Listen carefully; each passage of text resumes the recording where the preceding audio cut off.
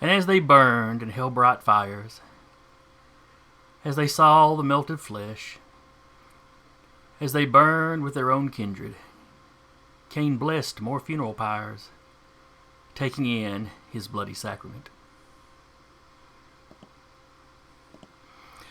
Hello, and welcome to Valley by Night, Dire Bears Tuesday night Vampire 5th Edition game. I'm your storyteller for the evening, Jason, from over at the Nerd Eternal Network. And with me, as usual, is Rap playing Maeve, Eric playing Samuel, Duba playing Alexander, Sarah playing Jolene, and you may even notice we're missing somebody tonight. He had, real life stuff to do. Bah. But he should be back with us next week. Excuse. Well, What's this real life you speak of? I don't know. I've only heard rumors about it. There is a fantasy. And that's all we can do. Well, we weren't really singing it, so there was no tune to that. Have you met me? We were just caught in a landslide. Don't ever get Josh and I going on some of Starbomb's stuff. We will do the entire song.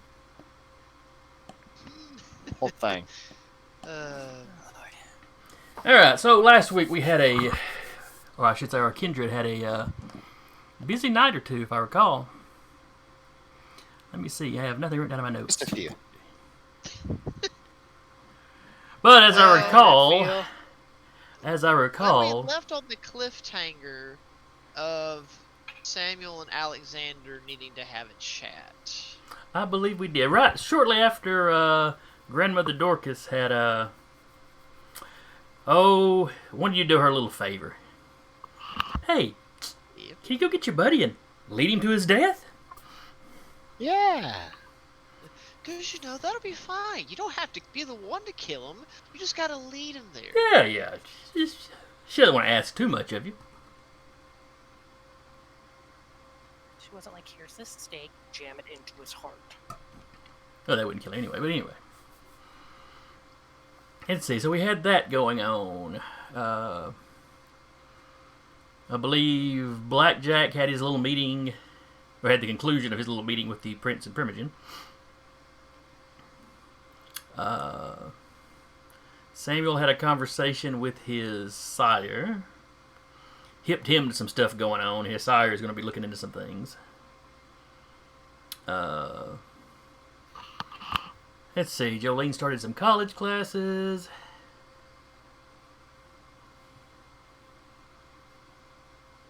What did Maeve do last week?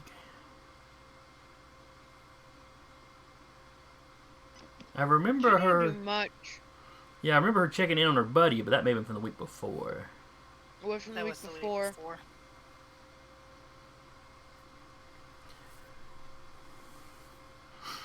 I don't think Maeve really did a lot. Besides message her sire about a place to lay low if things went to shit because Blackjack fucked up. Yeah, so they had like a meeting at the Primrose. I think that was about the only other thing. Yeah. Where y'all plotted y'all's escape, should that prove necessary. But everything seemed to settle out pretty well. As far as we know. As far as... Well, with the prince, as far as you know. I mean, they let Blackjack go, so that means something. Yeah, I mean, But we don't know what brainwashing they did to him. We don't even know he was brainwashed, though. Also Yeah. true.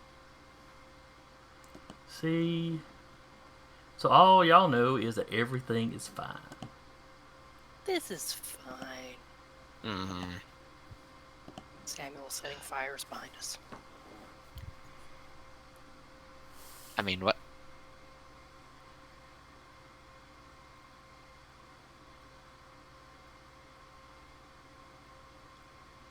Okay, somebody redeemed a stretch.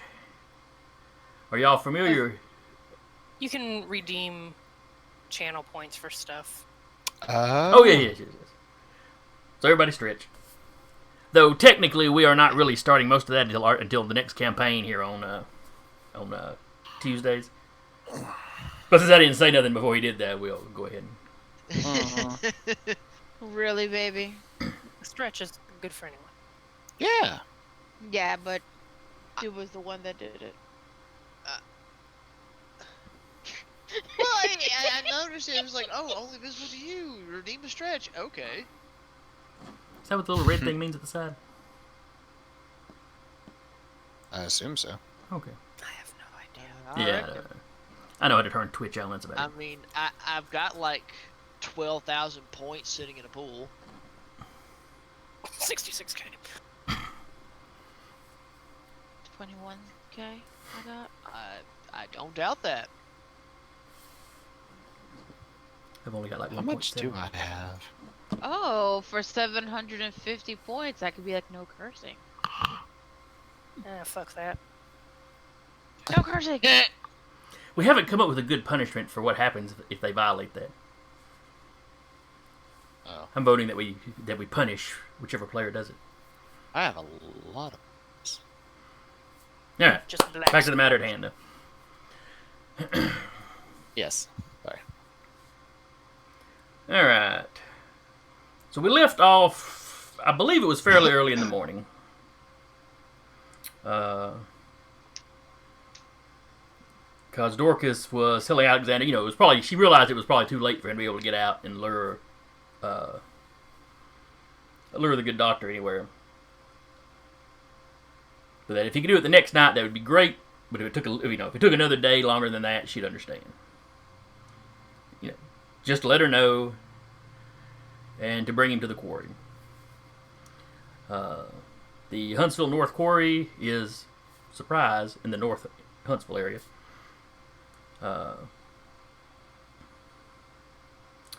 Your characters are familiar with Stoner Park. The entrance to the quarry is basically across the road from Stoner Park. That's So where all they your dropped characters off- would know how to get there.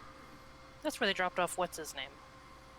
Yeah, Stoner Park is where y'all dropped off Lee up at the very beginning. Yeah. And I think you may have met Eddie there at least one other time. Yeah. It's been used as a place of interest. Mhm. Something like that. Yeah.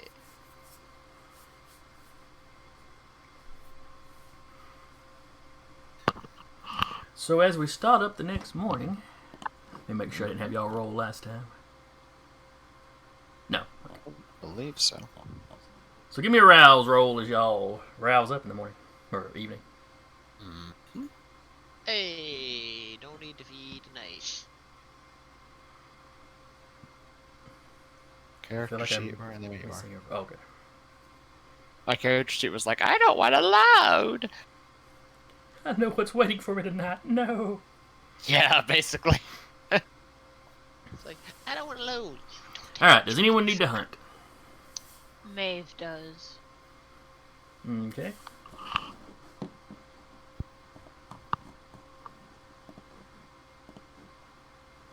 Your usual going after a druggie? Usually going after a druggie. Because these drug dealers are just too many. It's just too much backup.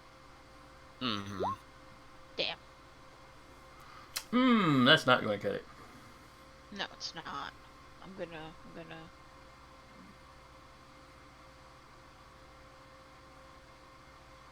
Oh wait, I can't do that. Never mind. Ignore that. I can't. I forgot. Oh, that's right, because you succeeded at everything that wasn't a hunger dice, so yeah. Never mind. So yeah, I guess I will go hungry tonight. You're only at a 3. It's fine. Only out of 3, he says.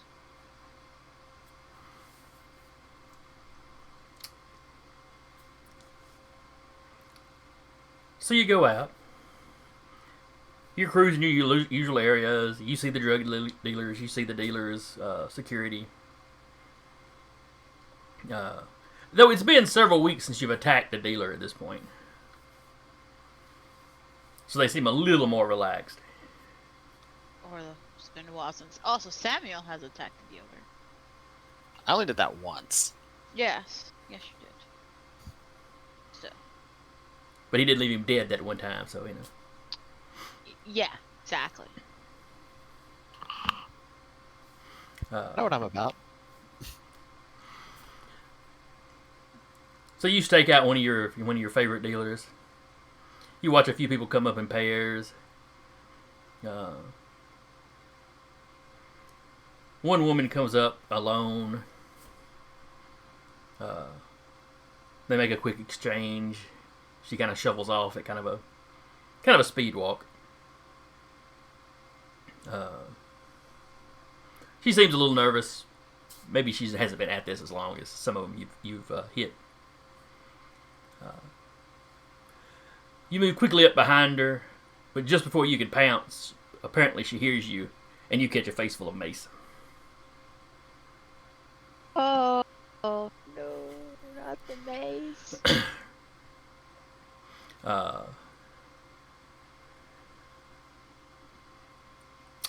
She doesn't say anything to you. She doesn't, assault you or anything. It just turns around and just empties her little spray thing of mace in your face.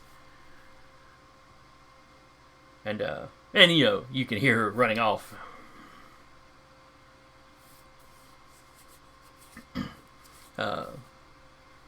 Probably doesn't affect you quite as much as it would a normal person because you can just stop breathing. So that aspect of it isn't a problem. Mm-hmm. But still, it gives her enough time that she manages to slip away. By the time you get your eyes cleared, you see some people on the other side of the road kind of looking at you.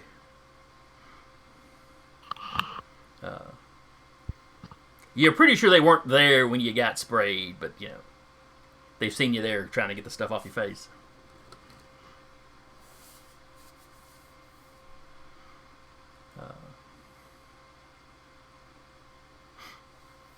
So, you gonna go hungry? I doubt I'm gonna be able to go hunt again. Uh, Unless I stake something out again. Every hunting attempt would probably take you a couple of hours. Yeah. So.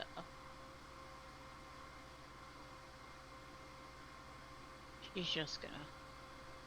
Let's go hungry tonight.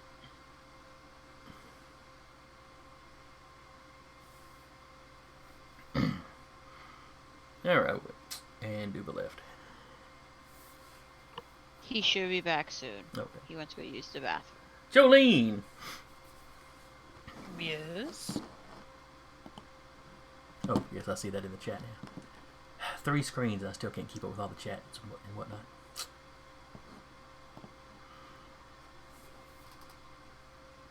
Alright, Jolene, what are you doing? She's only at 2 hunger right now. So she probably had a shift earlier. She's probably at work still. Okay. So the sun sets, you see it getting dark outside, you realize all your buddies are probably waking up. She makes sure her phone is on silent for the incoming barrage.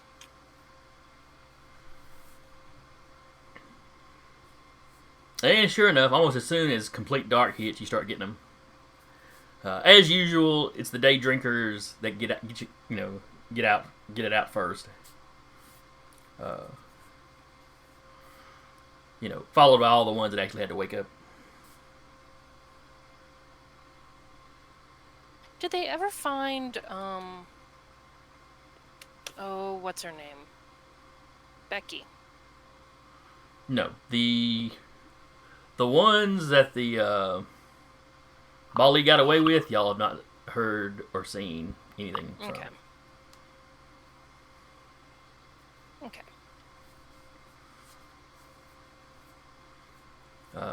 Now, the sheriff's deputies are supposed to still be looking around, but at this point, it's kind of assumed that they're either already dead or at least have been taken out of the city. Yeah. All right. She will just be at work, kind of keeping an ear out for, if any other texts pop up later on during her shift. Up early in the day, your buddy was on, the older lady, quizzing you about how your classes were going, and Yeah, it's like high school all over again, except without all the clicks, which is kind of nice. I thought you were doing it on your computer mostly. Wouldn't there be a lot of clicks? Linda.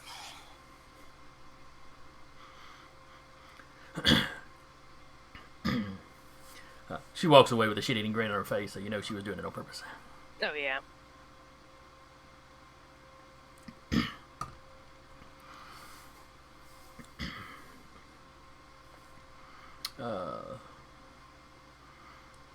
Eric, what would Samuel be starting his day off doing?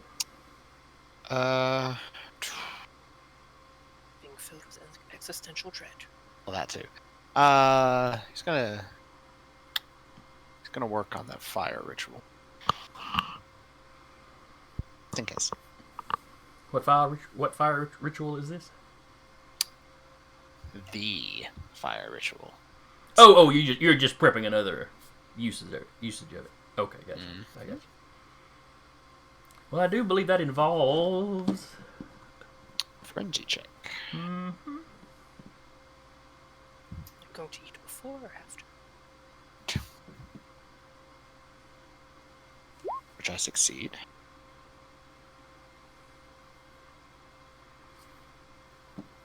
That's right, because you have to roll what, bonfire difficulty? It's difficulty 2. Yeah, same thing.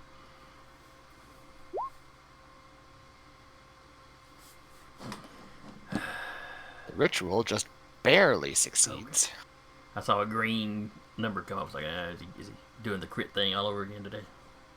No. Okay. Good. Oh, yeah, you did just barely pull it off. Yeah.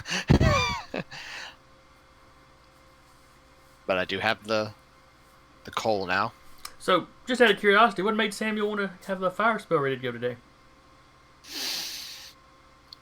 He saw Dorcas yesterday or last night with the thing. The thing booted him out of the dream because it recognized him. So he is surmising that it is entirely possible that if she is in either cahoots with it or working with it for some unknown end, that it might have told her that Samuel was looking. So him, as you stated last week, being the over-preparer, is making sure he's prepared. Okay, that's fair. Just want to make sure you weren't, like, metagaming.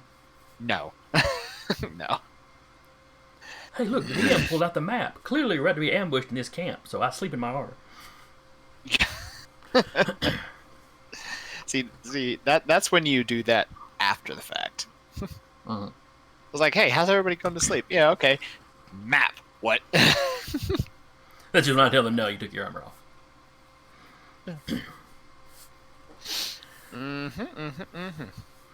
Alright, so you've got your burning coal wrapped in aluminum foil, shoved in your pocket. I do. Hot pocket. After that,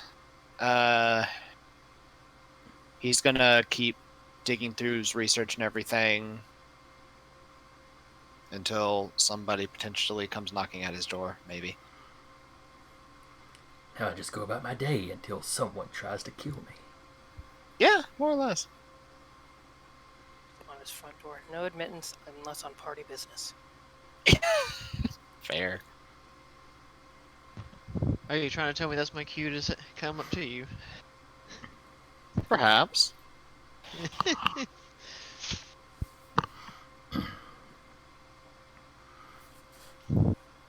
I To you, mean, though. oh no, trust me. Alexander would have probably been up first thing, like, looked at his goals and said, you know what to do, check everything, report to me if anything weird's showing up. Okay, bye. Just no hesitation, just pretty much letting them know, like, hey, just keep doing what you're doing, kids, you're doing fine. Yeah. The boss while seemed to be in in a his head, hurry. while in his head he is freaking out and screaming eternally. Why did I ever move this cane from Forgotten City? Why? Why didn't I just God take my forsaken, chances that's what I and die to the werewolf? I could That have might just have taken. been nice. They'd have just eaten me. They wouldn't have asked me to betray a friend. Pretty much. It's not wrong.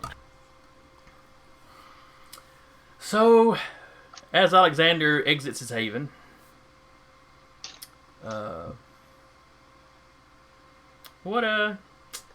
what's he gonna get himself into?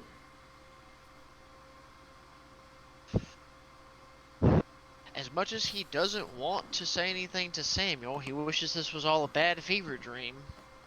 He's going to keep up his end of the deal to Grandmother Dorcas and go tell him. Now, if you Again. recall, she was leaving it up to you to come up with the story that would lure him there. Oh yes, she just said that that Alexander just needs to get Samuel there in some shape or form. She didn't specify how and to what degree of detail that he knows, just that he gets there and that her boys will do the rest. So it's an internal screaming conflict of this poor man, because now he could theoretically spill the beans of everything to Samuel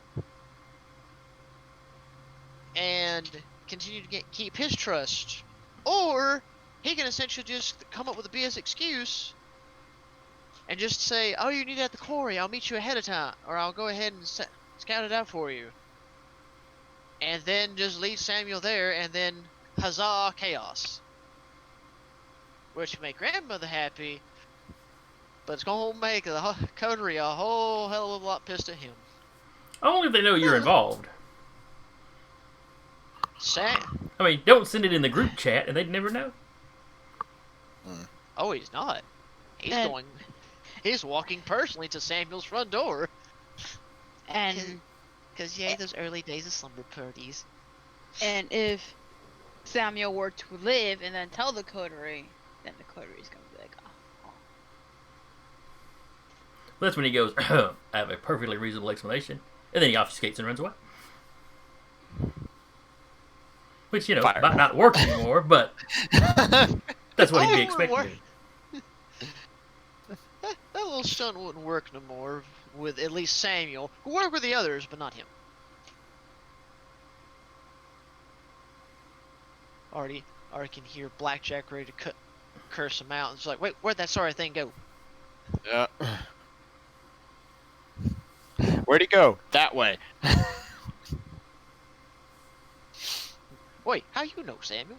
Reasons. Stuff. Mm-hmm. Alright, so Alexander is headed to Samuel's house. Yeah. For the fun and chaos to begin. So while you were doing your research, and as far as researching, you know, the stuff the Bali's interested in, the Unconquered Sun, you've pretty well tapped your resources in your own personal library. Yeah. Uh, Basically, what he's kind of looking for is this something that the Bali would more than likely be interested in, kind of a thing. Give me a Would this be research roll about- right quick. Give me a research roll right quick. Research roll? Okie dokie. Or whatever roll we used when you did your research. I think it's occult intelligence. That sounds right.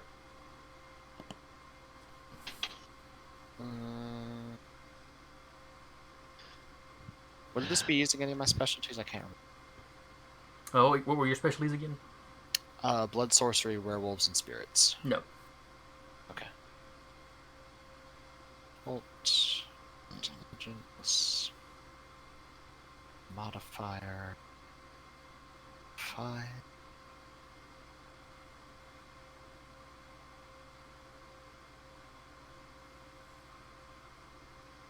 Six.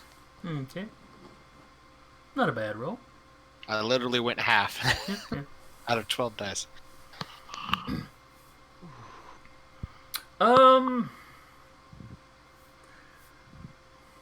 No way to be completely certain. But Okay. everything you have found out about this thing from your own abilities, from your own disciplines, to read and own it, you're fairly certain it's some sort of ancient kindred that is up under the Okay. city. That was the impression you got from being in his head that one time. The Bali, when they do their like summonings, and they're usually trying to do things with demons. Right. So it's a distinct possibility. Like I said, you can't be sure, but it's a distinct possibility that they have a misconception about what is under the city. Unless, God forbid, there's two somethings under the city. But, yeah, we don't know for sure. That's very true.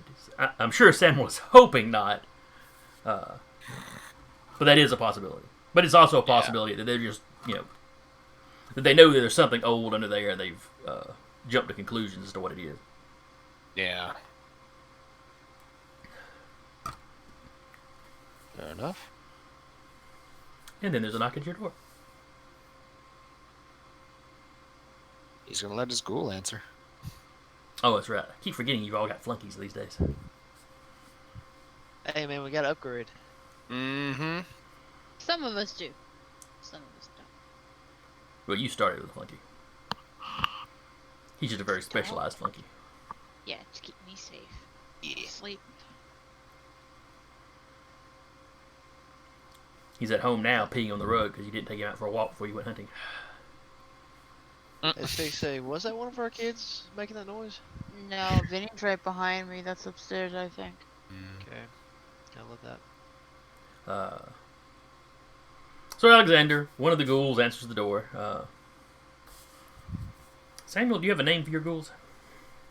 I didn't put any down, no. Okay. Samuel Ghoul A answers the door. Fair. Now known as SGA. But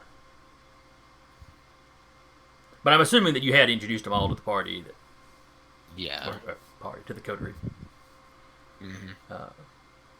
He opens the door. Doesn't seem startled to see you. Ah, Master Alexander. How are you this evening?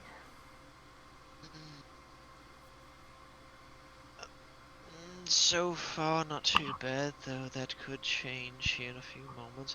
However, I do need to speak with Master Samuel. I take it he's in? Yes, just one moment and I'll announce you. Then he shuts the door in your face. He does, but not quite. Not like a slam or anything. Just hold the thought. It's like, ow. Well, he's not going to scream to the house. He's more dignified than that. Of course. He walks back to whatever room Samuel's doing his research in. He's in his library. It's Master Alexander. He says he needs to speak with you about something. And he goes back to the door. Doesn't take but just a minute. Alexander, the door opens. Please come in. He'll see you. You know where the library is, don't you? Yes, I'll see myself there. Thank you. He just gives you a little nod of his head and shuts the door. And goes back to whatever else he does in Samuel's house at night.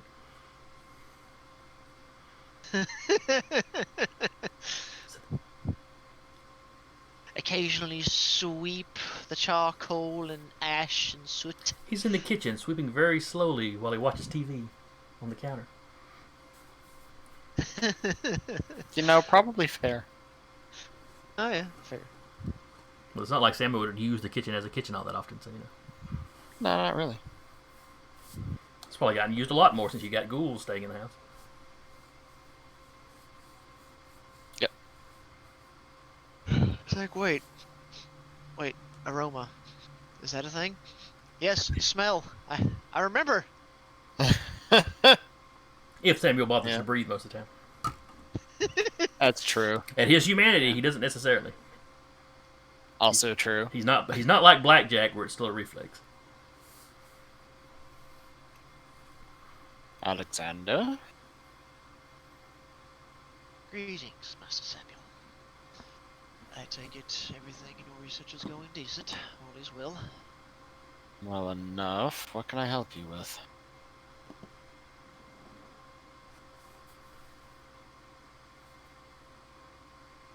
I'm curious, how, and please, sir, do not take this the wrong way, how paranoid are you at times?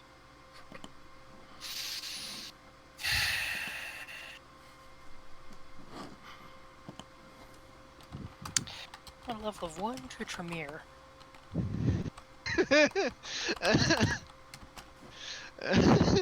You are aware what happened to my clan, correct? To be 100% honest, no.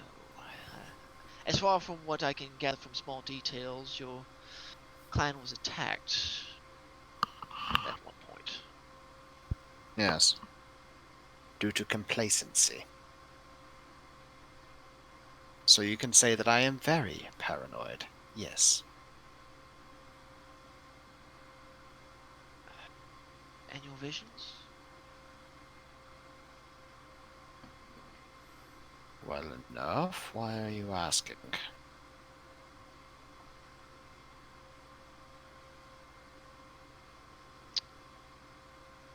Remember when you talked to me the other day about a vision you saw, where you essentially saw dear sweet grandmother and you were flicked away?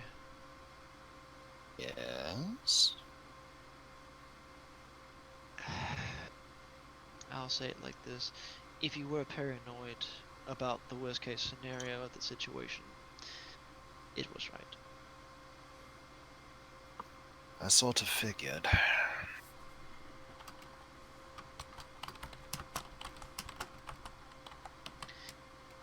Though I was put in an uncomfortable position, but I had to at least let her know that I knew of it.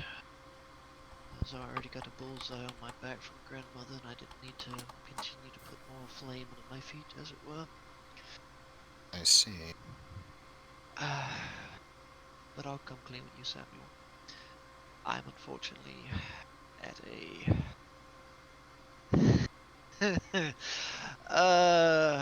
yeah, I'd rather not do that, but that's just me. But, unfortunately, I am in a bit of a dilemma, if not a very uncomfortable predicament. She means to use you as her instrument, doesn't she? Not in the way you think.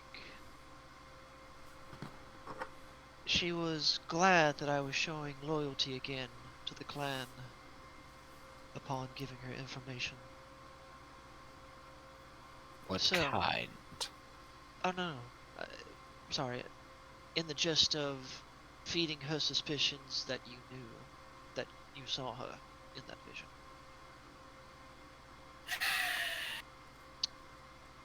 I told you not to tell her. Well, to be fair, sir, at this point you can use it to your advantage. I'll have to.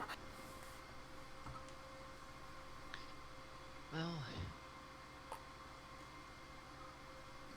the gist is, she means for me to lure you.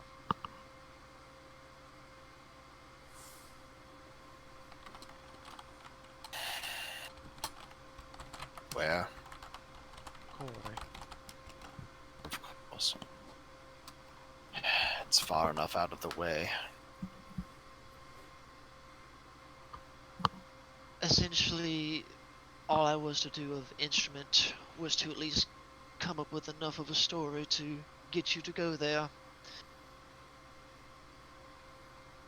Again, she said that her lackeys would take care of the rest, so I did not have to stain my hands. But my hands would be stained no matter what I did. Granted, We're vampires, Alexander. Our hands are always going to be stained. in some shape or form, yes. Some more than others, but that's beside the point. Again, she did not specify on how I got you there, let alone if I gave you any extra details. I already know you're paranoid, so I figured even if I came out with the bold white lie, if not a devilishly wonderful one, to coax you out there, you'd still be ready for a fight regardless. Well, of course I would. She'd be calling me out not 1 to 2 nights after I saw her speaking whatever's under the city. Just makes sense. Oh no, I am very well aware. But that is now where the problem lies. Again, I know clan loyalty is something that a lot of people, especially my clan, hold highly. But you are also the person that took me in, so I cannot destroy your loyalty either. So unfortunately, I am in a rather interesting predicament. You are. Loyalty to your clan or loyalty to those that have stuck by you all this time?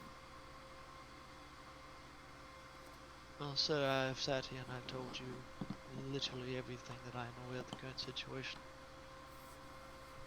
So I see. Well, seems like plans have to be made then.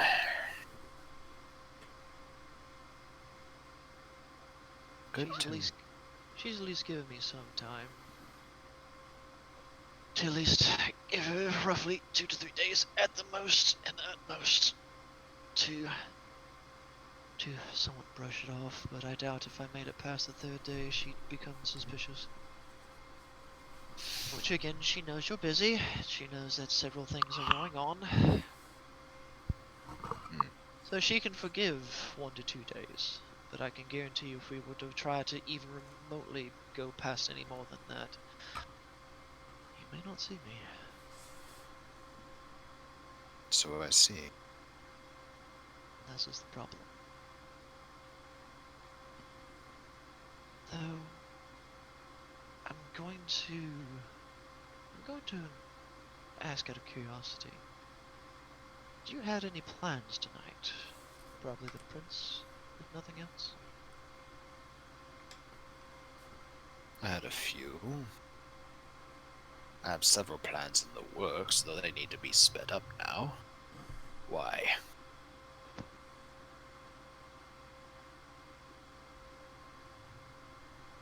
Well, suppose only a thought, but maybe to somehow get someone of his most loyal and close to you to witness the travesty that is of someone trying to attack you. To be fair, in logical terms, Grandmother Dorcas doesn't theoretically have anything to go on, or at least nothing to really throw at you. If you think about it in this sense, what she has is one of the greatest secrets of the city. For her to admit that she has a right to attack you on that premise alone means that this is also something she's hiding from the prince and the other primogen. Yes. Which she cannot afford to do if she wishes for not everyone to turn on her.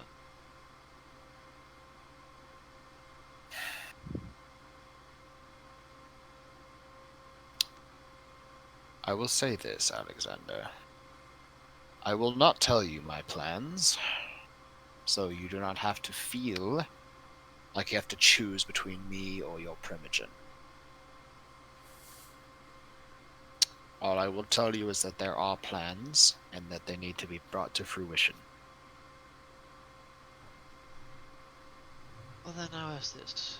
Is there anything that my recently acquired ghouls can help assist? Possibly either reconnaissance or at least surveillance of the areas?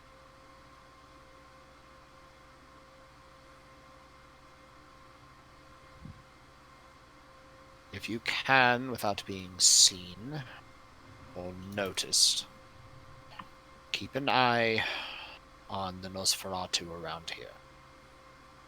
I'll be doing the same. I have picked up a few tricks, shall we say. But it's better to have more than one pair of eyes. Understood. Before you do that, however, I want you to meet with everyone else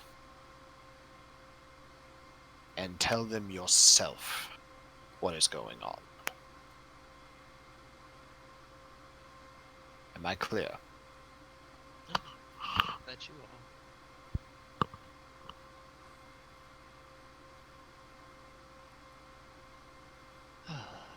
As you were, sir. I will inform the others. Oh. Shall I tell grandmother that unfortunately you're too busy for today, that you seem that you'll be free tomorrow?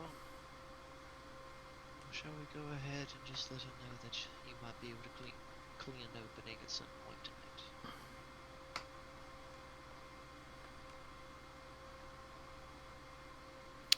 Let her know that I will need 2 days. And then I will be with her after that.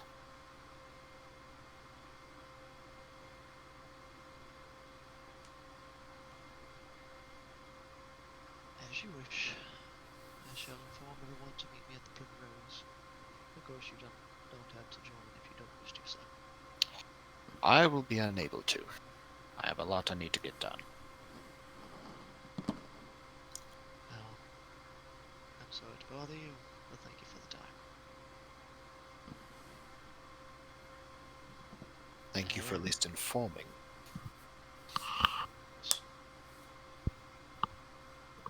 And the second, dear sweet Samuel either starts to turn or blinks. He Batman's out, huh? Does he obfuscate? He does. Okay.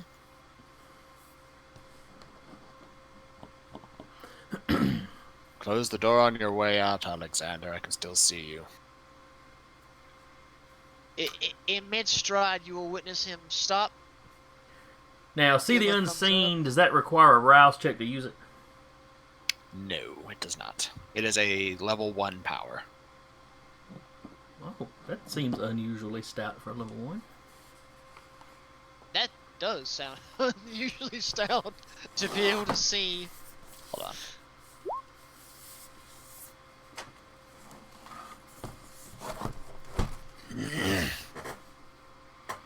Whenever there's something supernatural hiding in plain sight.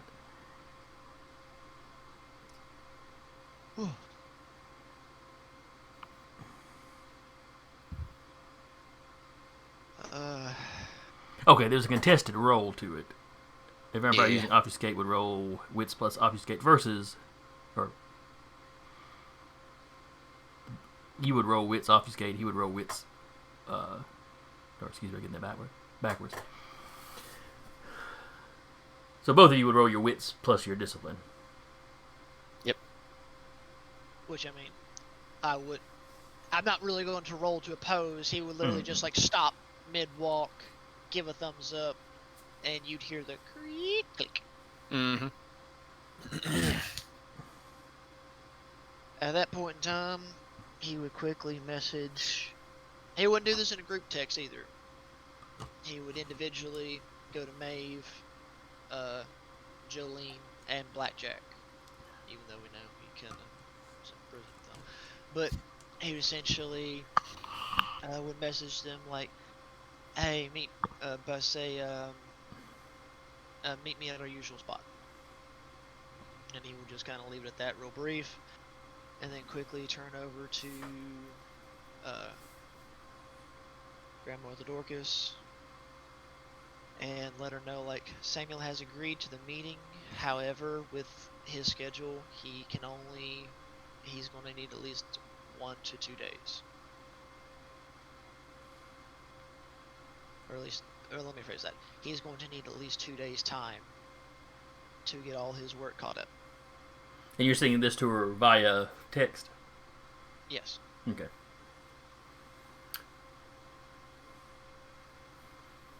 Or would she even have a cell phone? Would this be going to, like, the whip or something? This would probably be going to the whip. Okay, then he would text that to the whip, like, hey, let grandmother know Samuel's agreed to the meeting. Unfortunately, with his busy schedule, he's going to need at least 2 days to get everything caught up. And he'll wait for a response from the whip. The whip responds pretty quickly. Cool. We look forward to seeing him.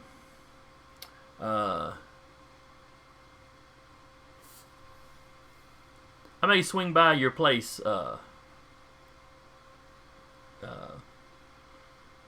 early this morning, or early tomorrow morning.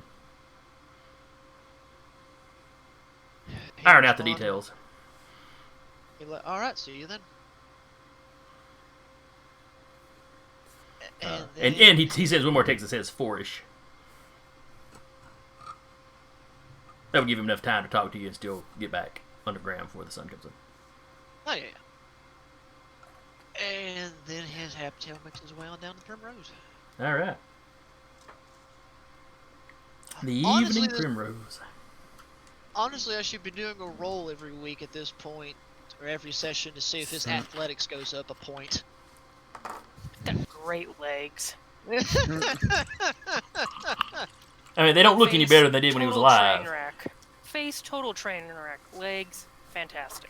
He has the Never calves skips the of a leg day. Greek god. Never skips leg day.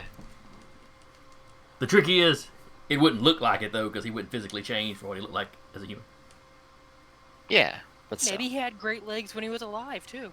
We don't know. Now that is possible. Yeah, maybe. Gosh. It's just some point near the end of the campaign, we're just gonna be like, "Hey, Alexander, show us your legs." Like he out of nowhere, he's just like, okay, just opens the robe, opens up a little slit. You just see like this high quality tone, like thigh and calf. Like a Like- spotlight out of somewhere. Mm-mm-mm. It's like, Angels. it's like, how on earth did you do? How do you have that good of a leg? Do you realize how much I walk in this city? There you go. Hides like the robe. Mm-mm-mm. Alright, so Maeve gets this message while she's still cleaning May's side of her eyes. Oh God. And then with that, she'll head to the Primrose.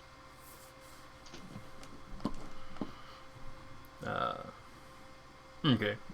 So that's where you go straight from your failed hunting trip.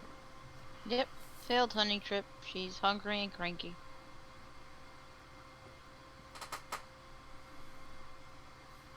Jolene, you're at the tail end of your shift when you get the message. She'll let him know, I've got this much left on my shift. I'll be over there ASAP.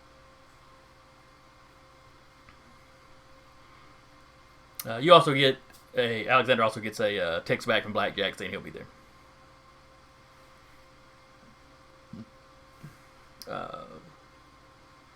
When you arrive, Bree is still there. Store's closed. She's in the process of doing that last bit of cleaning up she does before she splits.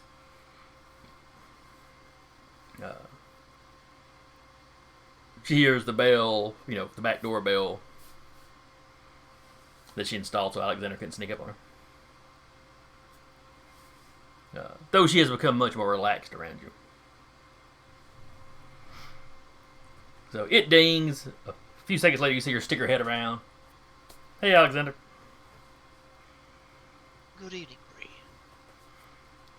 Y'all having another club meeting? Yeah, something like that. A little thing I've got to let the others know. That's cool. I'll be out of your hair in a few minutes. Oh, you're perfectly fine, dear. Take all the time you need. And one by one, the rest of the coterie shows up.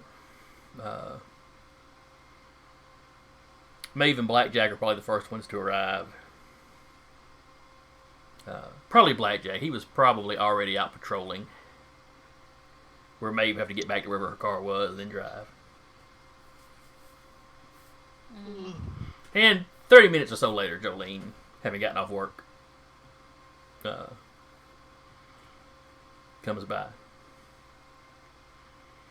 Any of you that are bothering to breathe, there's a smell coming off of Maeve. I'm not sure. Truthfully, I'm not sure exactly what Maeve smells like, but I know it's strong. Kind of burns the nostrils. What the hell happened to you? Mace. Oh God! Did you? Someone try to? Were you trying to season somebody or something? Jesus! They maced me.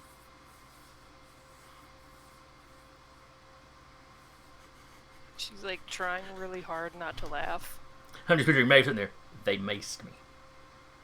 It's like the Ghostbusters slimed me. Basically. Milk helps if your eyes are stinging. I'm good. It's really only her pride that's staying at this point. Might want to change your shirt. And yeah. Why are we here? They would have seen Alexander sitting in front of the little security system. He'd probably been glancing through to see if there's any abnormalities. Yeah, it doesn't look like anything weird.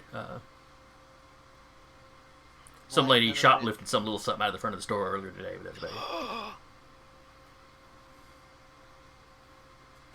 it. I mean, Alexander would just kind of shrug and leave a note on Bree's desk, like, just to let you know this was taken.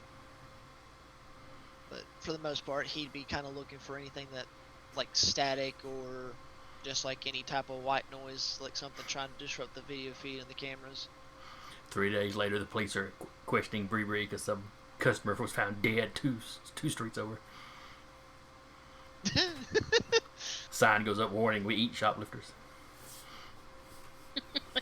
Shoplifters will be assanguinated. But Alexander will just kind of slowly, like, kind of spin around from the little table and look at everybody and be like, well, There's a cat in his lap. He's stroking it. I was thinking one of his rats. So the reason I called you Really here big today. rat. well, I think we all have forgotten, and myself included, that he does have a familiar, and yes, it is a giant rat. I didn't forget. You just never ever talked about your rat ever again. Does it have a name? Ratbert. Radicus. Ooh, Radicus Maximus. He's the best rat. That or Radicus Rex. The king rat. I know, but I even forgot about it since we hardly did anything that required me to have something extra. I never really thought about him. I mean, plus we sometimes forget about Vinny. You know. No, I don't. Well, I'm running the So- game, so in typical old school DM fashion, I don't think about your familiars until you mention them and then they poof into existence. Fair enough. But anyway, but he kind of spins around, looks at Jolene like, the reason you're here is me.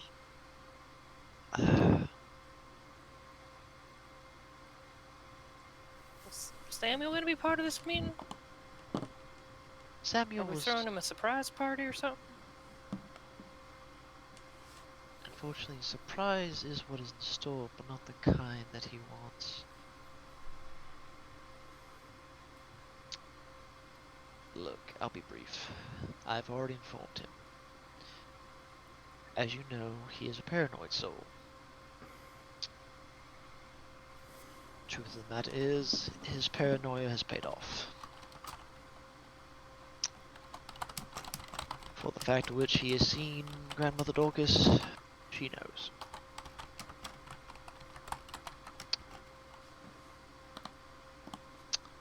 Though understand, I already have a big enough target on my back from her. And I was in a rather uncomfortable position to try and answer her about if Samuel saw her or not.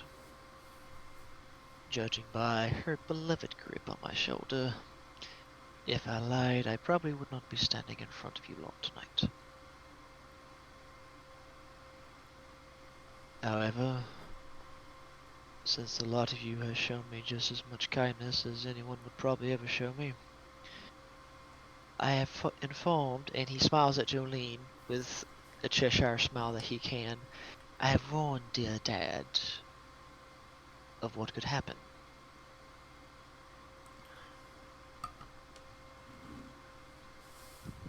So what basically has happened is we're going to have to kill your primogen.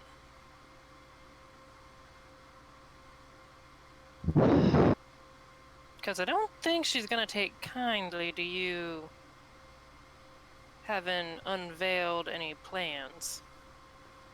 As I was instructed, I did not have to do anything to harm Samuel.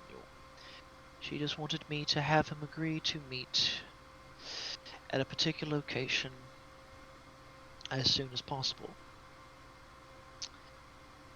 The location is the Quarry, and I'm sure you can imagine as to why. She thinks she's gonna off him. Have somebody off him. Probably a few good of my fellow Nosferatu.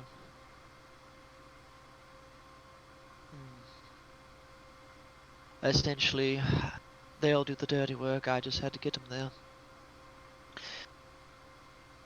Even though I am not physically the one harming Samuel, my hands would still be stained on the fact of trying to have him killed. But I know the man is paranoid, and I know he's going to prepare. Luckily, she has agreed to let him have his 2 days for him to do what he needs to do. Though the whip has informed me that he will meet me tomorrow. Or at least, quote-unquote, tomorrow morning. For us. To iron out the details.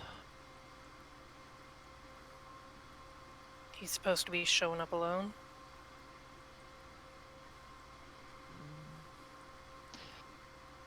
She never did say whether he had to have company or not, just to get him there. Now, theoretically, if push does come to shove, and if Samuel deems it worthy, there is a way I can help. In my paranoid and rather stressful few evenings, I have been doing a little bit of practicing, as it were. Is Bree still around? Or is she vacated by now? Let's see, it was a half hour later. By the time Jolene showed up. Yeah, she'd have still been there when Blackjack and Maeve showed up, but she's left before Jolene got there.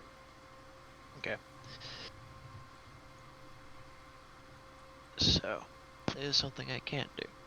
And he motioned to Blackjack. And he's like, again, this is just something that will benefit all of us in the long run. And as he kind of stands there, and you kind of see him focusing to try and obfuscate, you probably start to see him like try to kind of phase like to being unseen back and forth. But let me see. Wait, Blackjack standing there with one arm cocked back, like, you know, like if this hurts, I'm going to punch you.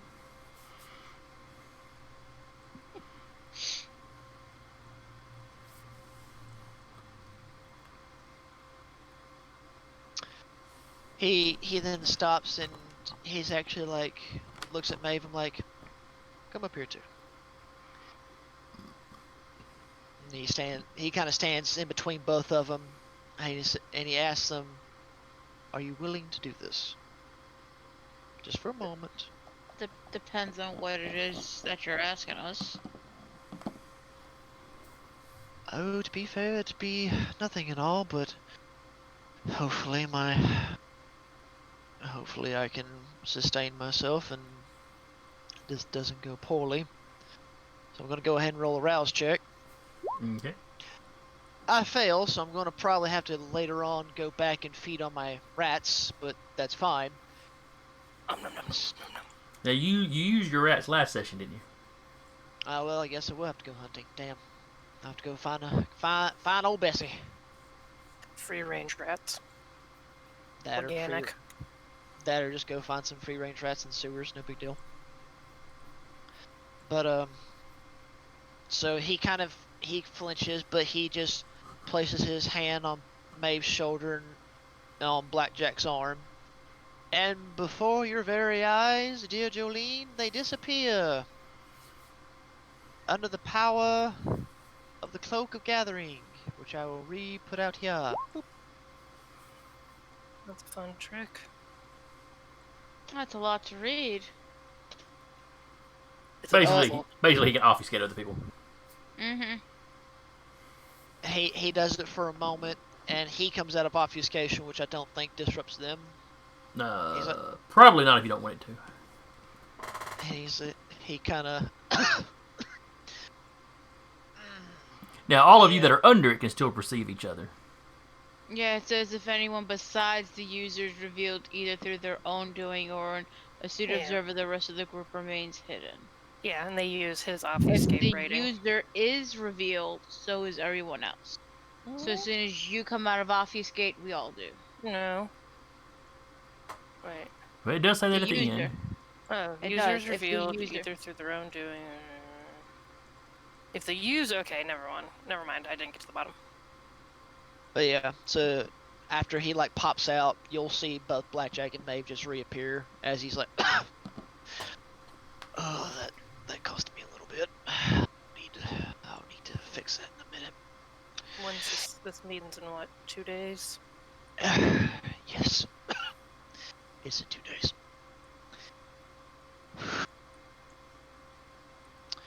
Anyway, that's at least something I can do to help if it must be under the guise of he is alone. Does the So quarry have like is it a, like, sunken quarry, or? I would imagine most quarries is like an open pit style. Yeah, it's open pit style. It's kind of up in, there's a lot of hills in Huntsville. It's kind of up on one of those.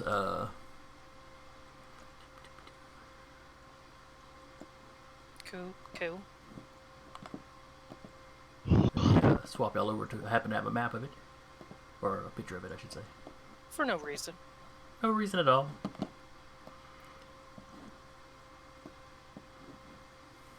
They have some of the prettiest lakes in them. They do. It's surprisingly how clean the water looks sometimes. Until you remember what they're digging out of the quarry. I think it's mostly just, is it limestone they use in, cement and stuff? Limestone is used for a lot of things, especially the lime is used for making iron and steel. Okay. You got a bunch of different companies that are involved in it. I know one of them's a cement place and Vulcan Minerals. Oh yeah, there's a lot of goodies to be But, had out of that. But yeah, I think if I recall right, it's basically like two hilltops that they're kind of tunneling down into. I'm not sure exactly which companies are controlled, but none of that matters for this. Yeah. As you can see, it's almost like two quarries next to each other. Yeah. Or two pits next to each other, at least. I can see if... The one most directly across from Stoner Park is the one that you're supposed to lure him into. So, like, up here? Yeah, though, somewhere towards the back is where they're wanting to take it.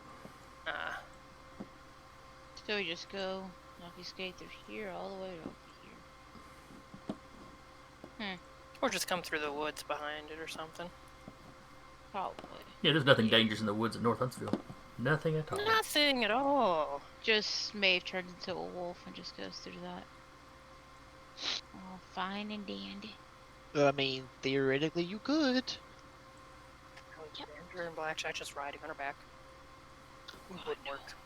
No, we're not. Maeve probably cannot hold Blackjack's weight. Like Alexander's. Yeah, but Blackjack's probably not. Can't Maeve turn into something that flies? I didn't take that perk yet. Did you not? Okay. I haven't. I'm about to start doing that route. Okay. Caw, motherfucker, caw. And turn into a big old flying bat. I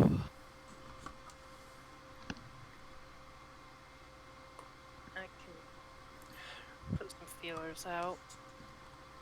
Then Bloodzoa 'em. Maybe some of us can help. That I'll leave up to you. To be fair, once I figure out the finer details of this oh so wondrous plan, I'll see what I can do for at least letting some information slip. And as he's like explaining some of this, he continues to frequently go back to the cameras to see if there's any static or see if anything start to mess with the. You don't With see the anything that cameras. seems to be particularly suspicious. And again, the reason why I ask this is because of this particular perk of mine that he fears some of his Nosferatu brothers might actually have as well. Of Ghost in the Machine. Where Well, you've got electronics the can't advantage jump. in this case that, to your knowledge, nobody knows about the Primrose. Oh, like Samuel, he's a paranoid SOB, so he's looking for anything that looks like Oh yeah, just looking is absolutely fine. I'm just saying you don't wind up finding anything. I'm not gonna make you roll for it. Yeah. And he kind of looks back at everybody's like, again, I think Samuel's paranoia is rubbed off on me. That's why I keep looking at the cameras to see if anyone's around that shouldn't be. But that's beside the point. But that is essentially all the reason I gathered you here. Either way, there's a good chance that I may not be around for much longer, whether that be through Samuel's permission or through my primogens. I do not know what power that woman yields. I can only assume, as old as she is, it is enough to probably erase me from what remains of this beloved city before anyone was the wiser. Well, everybody else in the clan walks mighty lightly around her. Yeah, I'm the only idiot that continues to walk in the house with a heavy foot. Just walking around in cleats on her hardwood floor. Hey, Grandma, are you here? Hey, Granny, I kind of need to do something today. I need your permission. You're the one that tracks the mud across the carpet.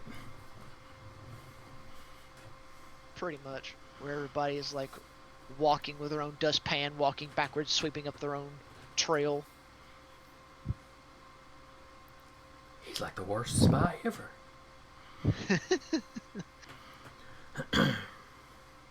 But yes, again, all that I've informed you, I've told Samuel. Well, the only thing I didn't tell him was that neat little trick I showed you.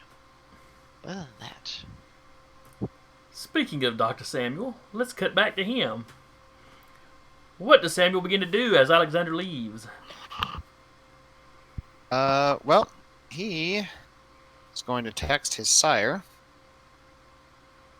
and let him know that he's got 2 days.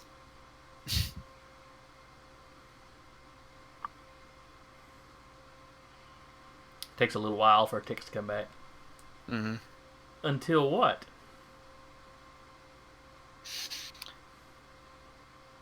His response is, until I might be disappearing.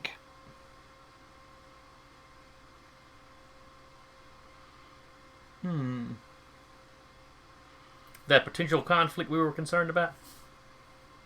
Indeed.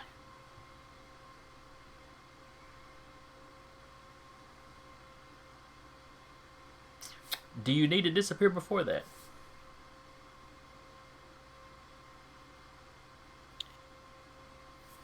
I have a few plans. I'm going to see how they go. I will keep you informed.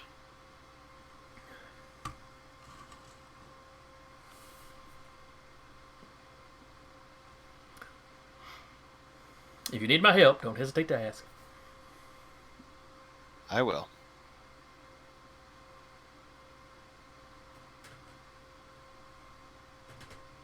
For now, though,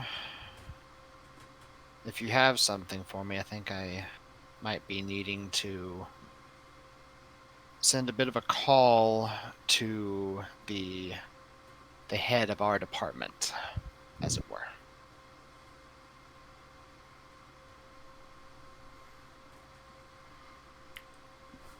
You get the head of the department with a capital E.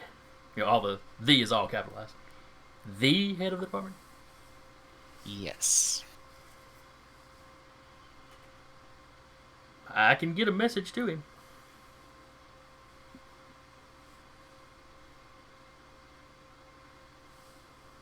If that doesn't work,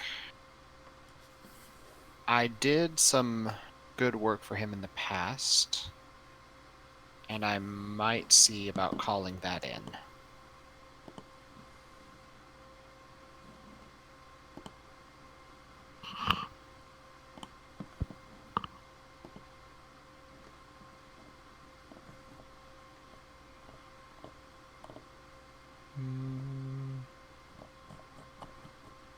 Just a second. Mm. Yep. Work is blowing up my phone. Apparently something exploded, quote unquote. As long as it's not your doing, it's not your As long fault. as it's not Yeah. literally exploding. The IT guy 50-50. put some new parts in our milling machine, and apparently the job that I set to run using all the standard parameters that I usually do is going wacky. So they're all like, "What am I doing? What am I doing?" I'm like, Stop touching it. "Yeah, basically." Anyway, sorry.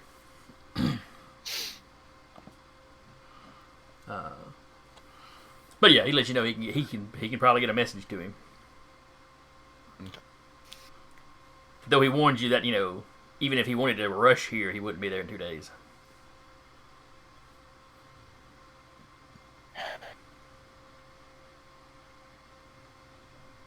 If it comes down to it, we might need to inform him that we found something very ancient down here that we found some interesting archaeology in the caves that he might have interest in. So if things go, he's like, so if things go poorly, just let him in on everything we discussed. Yes. A reasonable It backup is. plan. And he'll respond with, "That's the funny thing about human nature. If you're going down, you tear the throat out of whatever's killing you."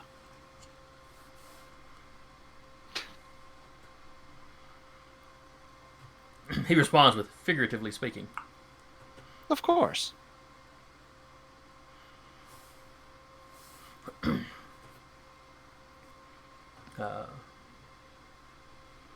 Very well. Let me know if you need. Let me know when you need this message sent, and what it needs to say.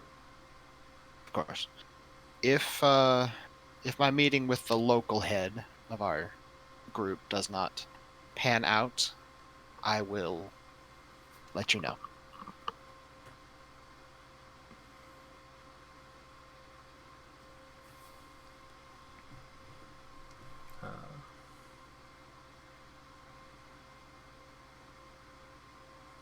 I'm trying to think of how he would end a message.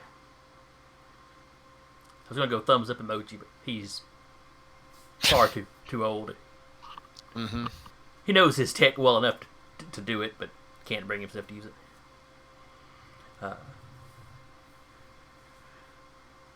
And I don't know if go with God is appropriate for vampires.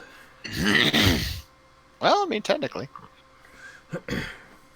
There are several that are religious. That's true. Yeah, I never did bring the Church of Cain into this. Yep.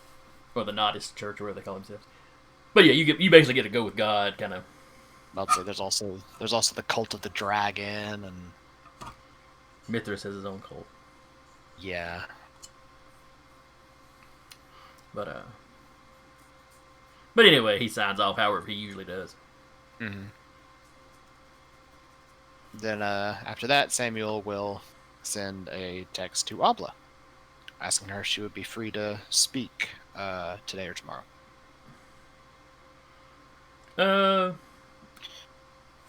She teaches night classes at Calhoun. Yep.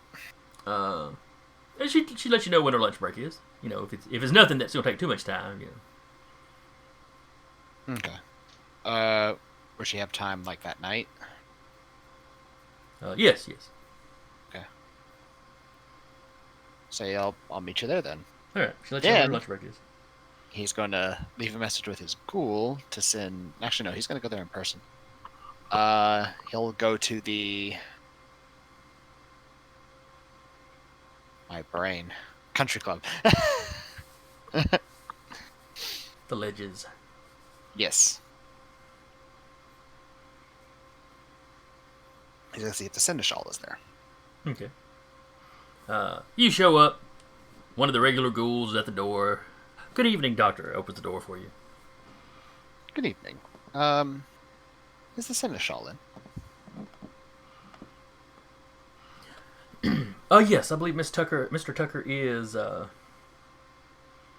in. If you ask someone inside, I'm sure they can tell you exactly where he's at. Of course. And Samuel will go. He'll ask if Mr. Tucker is in.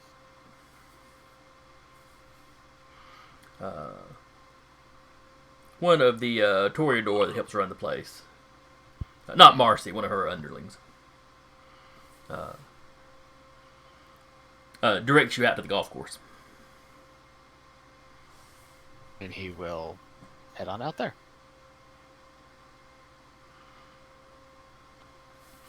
As you head out there, you catch up with the Seneschal on the second hole. Mm-hmm. He is there with Miles Ross, the Toreador Primogen. Mm-hmm.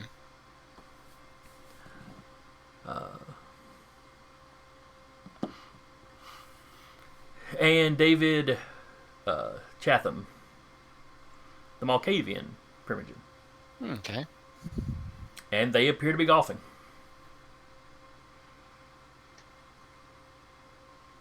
Samuel will wait, as is polite for them to finish their swings. You never speak when someone's swinging. Oh, no. That is very poor form. You know the rules of the Scottish game. Of course. Me, IRL, I play. So, I definitely know those rules. I actually miss golfing. I need to go back and... Oh, if only Blackjack were here. I could just see him about the time they rear back. 4! Samuel just grab him by the other. What is wrong with you?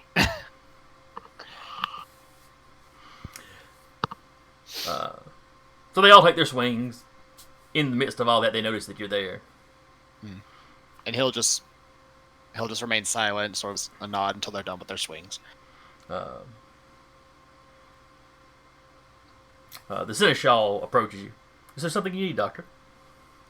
Yes, I do not wish to take away from your game, of course. However, this is a bit of an urgent matter. Oh, please, we can step over here. Gentlemen, please. He turns back to the Primogen. Gentlemen, please, play on. I'll catch up. Again, I apologize. And then quietly as y'all walk away, or not. Oh, I hate this game. It is interesting to pass the time on occasion. However, this is a bit time sensitive. Certainly. As in within the next 2 days, if at all, 2 nights, if at all possible, as I may or may not have been given final death by then. Oh, that's serious. Very well, Doctor. Tell me exactly what is going on. You are aware of the members of my coterie, Mm-hmm. of course. The Nosferatu member, Alexander, has approached me with a warning. Something that I have found. His Primogen has informed him that he is to lead me to the quarry at the northern end of the city, where the Nosferatu are to dispose of me. That is some serious accusations. Do you have any proof to back this up? I can call him here and he can verify. I do have also all of the information that I have gleaned thus far, as well as a very powerful vision from my Auspix discipline. though I'm not sure how much that would hold up. That's not exactly evidence they can present to the prince. I do have everything that I have gleaned thus far, with physical evidence, aside from that, which is about a trunk's worth. Bring that to me.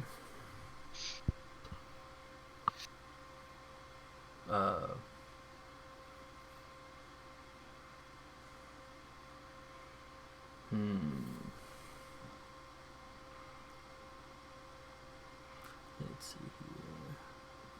I of course would like to make sure that the prince is informed, as this could likely involve a major conflict between the Nosferatu and the Tremere. Well, if Grandmother Dorcas is bringing final death to someone in the prince's domain, that would bring her into conflict with the prince. Yes, I brought my concerns up to my sire, and it has been mentioned that if it comes down to it, there might be some much older Tremere coming to figure out what goes on should that happen.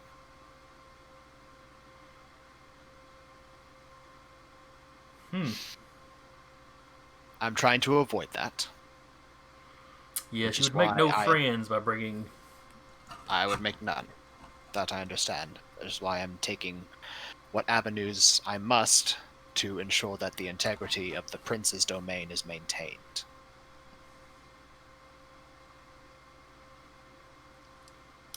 Do you know the manner in which she plans to attack you?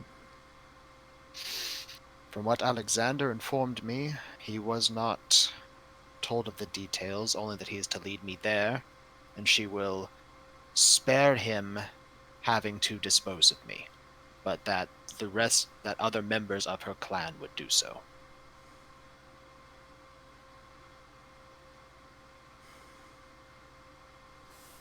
If necessary, I'm willing to say that the favor that the prince owes me will be considered satisfied if he would meet with me on the matter and listen to it seriously. I will take this to the prince at once. Thank you. Would you like the evidence? Yes. If you're leaving at once, you can follow me back and I can give it to you. Very well. Well, I know it's at your home. Yes. I will meet you there. One moment, I need to let my partners know that business calls. Of course. He turns back and you're still just close enough to hear him when he starts talking. And, man, he sounds regretful to have to leave. I mean, he's quite the actor, apparently. Mm-hmm. But, duty calls. You do hear Primogen Ross say, well, hope it's nothing too serious. Hope the good doctor hasn't gotten himself in any trouble.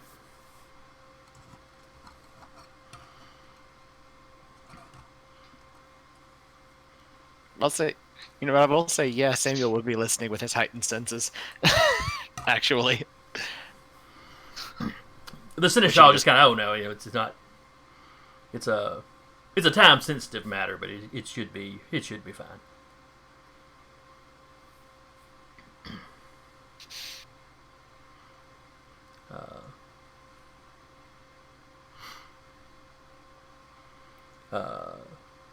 And as you get out of earshot, even with the heightened senses, as you start getting earshot, you start hearing David Chantham start making excuses to call it early himself.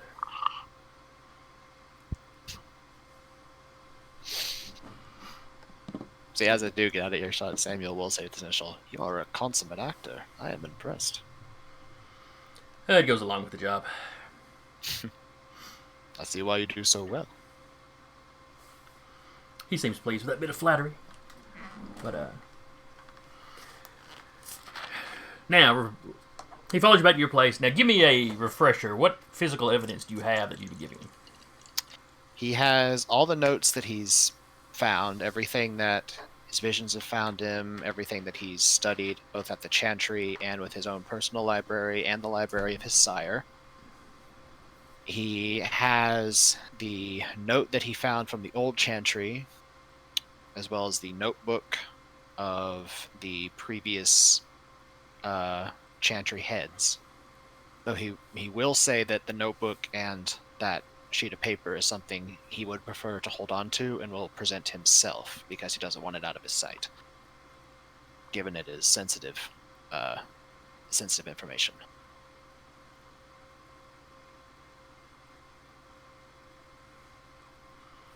But he would assure the seneschal that he will present it to the prince for purview,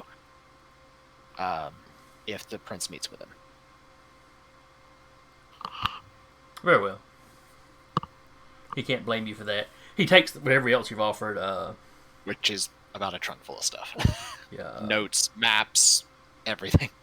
There is he one grabbed map one of his in there. coming through the country club. He grabbed one of his underlings that were there. So, Yeah. so that poor guy is the one stuck carrying the Yeah. trunk. There is also a map where he notates where that last vision took him. The cave entrance. The cave entrance, the route that he saw, where it was at, along with attached notes of what he saw along the way, who he saw there, in there talking to this ancient being, which will notate that it was Grandmother Dorcas that he saw.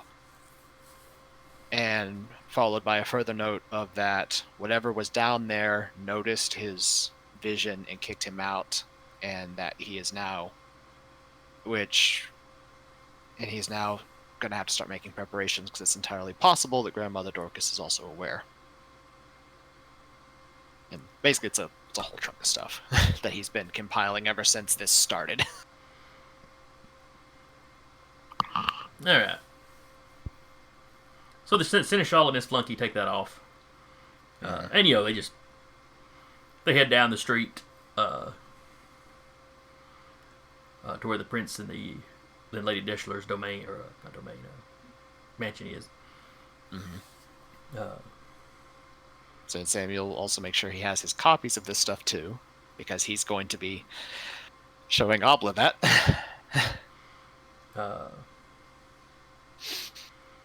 About 20 minutes later, you get a text from Lady Deschler. Mm-hmm. Doctor, if you have a moment, could you swing by the house, please? Of course, I'd be happy to. And he'll swing by and make sure he has that notebook on him. Or journal, but yes. As you get there, one of the house ghouls opens the door for you. Doctor, please come in. The lady is expecting. My thanks. She's in the reading room. I believe you know the way. I do. Thank you, sir. He'll head on in there. As you get in there, you see Lady Deschler's there. The seneschal is there. You do not, however, see the prince.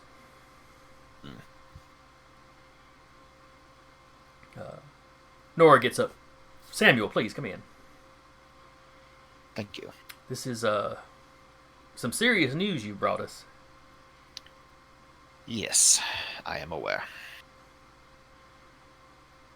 From what Alexander told me, Dorcas wanted the act done tonight. Told him that I would need about 2 days to finish my own personal business. But So she's simply trying to set up a meeting with you to do this? Or was he supposed to lure you in with some fancy story? from what Alexander told me, he was supposed to lure me in with a story regarding my research. And from his words verbatim, that other members of her clan were to take care of me once I arrived. That she was going to spare him having to do it himself.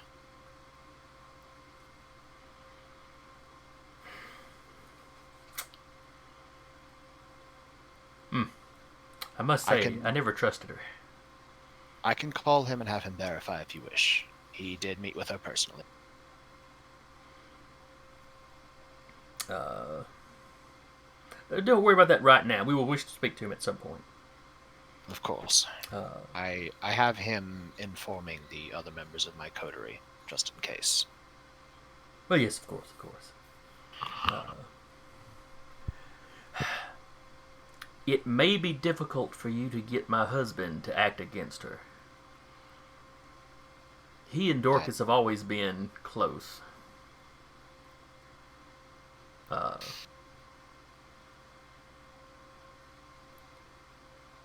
She was,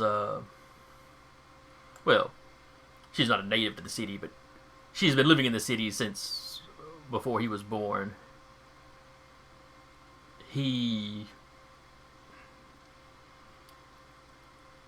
In some ways, I think he looks at her as something of an aunt.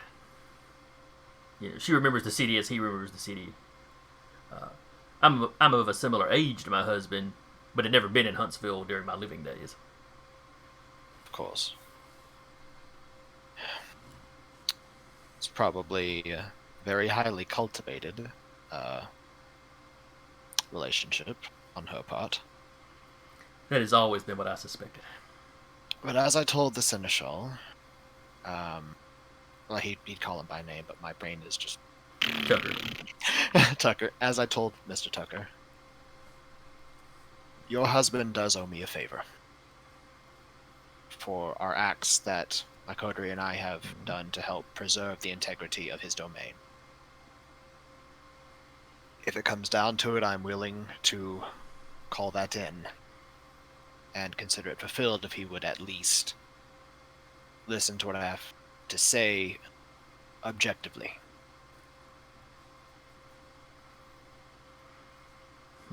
Well, he'll definitely listen to you.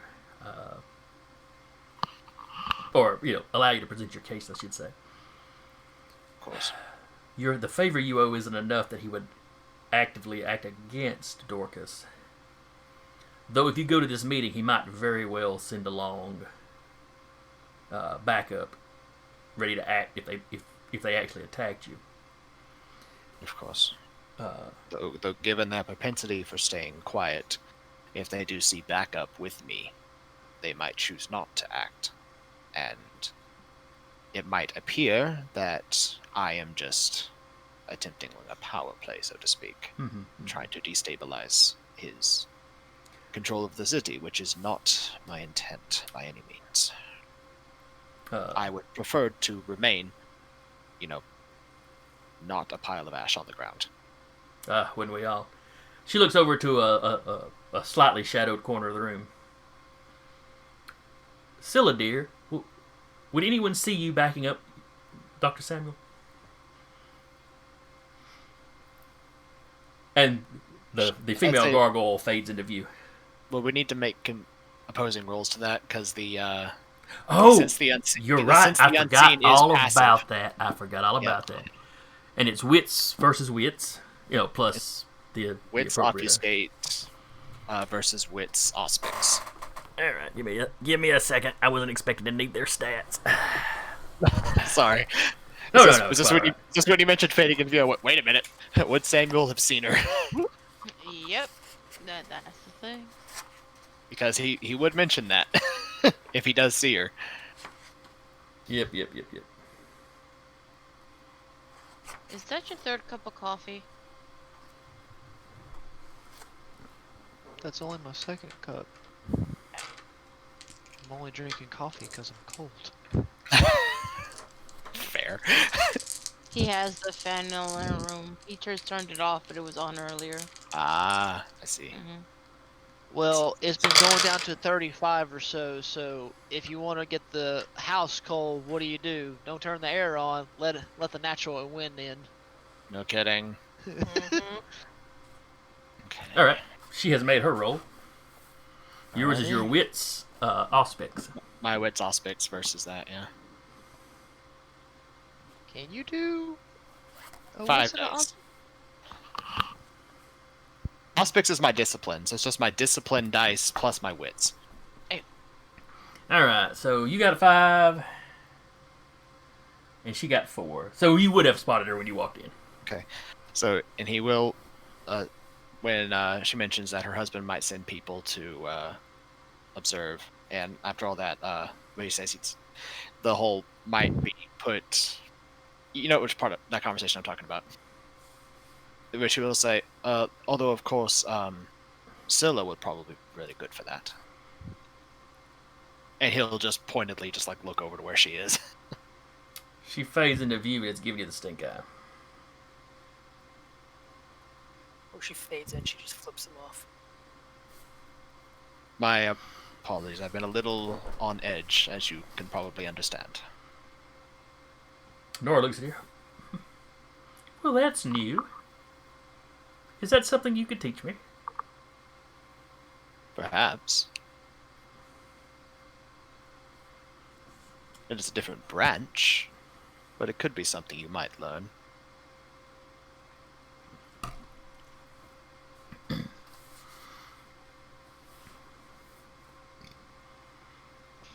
But yes, I could. We could always send Scylla and perhaps Charybdis.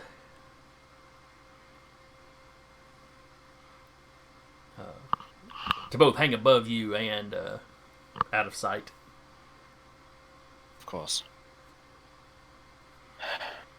With more backup, ready to spring into action if it's necessary. Yes. Now, if Dorcas catches wind of this and makes it out to be something other than what you told us, even if the excuse is thin, my husband is liable to side with her. Now, I understand. having said that, whatever his fondness for her, if she tries to kill someone in his domain, bring final death to one of his subjects, he will react appropriately to that. Of course.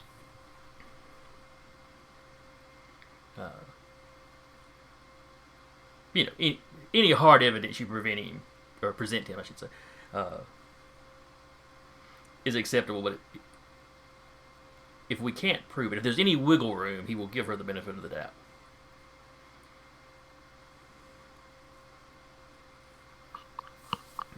Understand.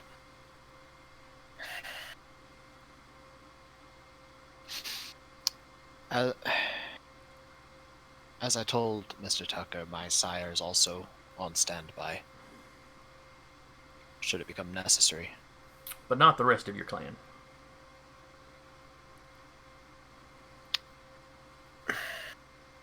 In the interest of maintaining the sanctity of your husband's domain, I will inform you. Do you know anything about mine and my sire's bloodline at all? Aside from that we are Tremere. I know you're both English, of course. Other than that, not really. Actually, Scylla might know the name as well. Have either of you heard of Carl Schrecht? Lady just gets looking at her like, yes, we've heard of Carl Schreck. I think everyone knew him even before the pyramid fell. Or knew of him. Sam just sort of gives a Oh! ta-da motion. Oh my. I'll be honest, I didn't realize the Tremere even kept up with the child or sire relationship as closely. Few do. My bloodline, going back to him, is one of them. And my sire has made the offer to, if necessary, send word to him. Nora kind of rears back in her seat a little bit. I don't think that'll be necessary. This is a internal matter to Huntsville. Yes, and I did inform him of that. I said I have plans of my own to put in place, and as I said, I am doing everything I can to preserve the sanctity of your husband's domain.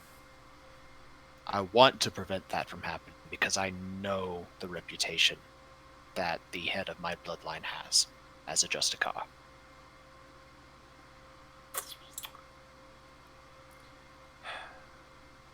Well, we shouldn't need his help to deal with Dorcas. Though whatever it is that she's in league with...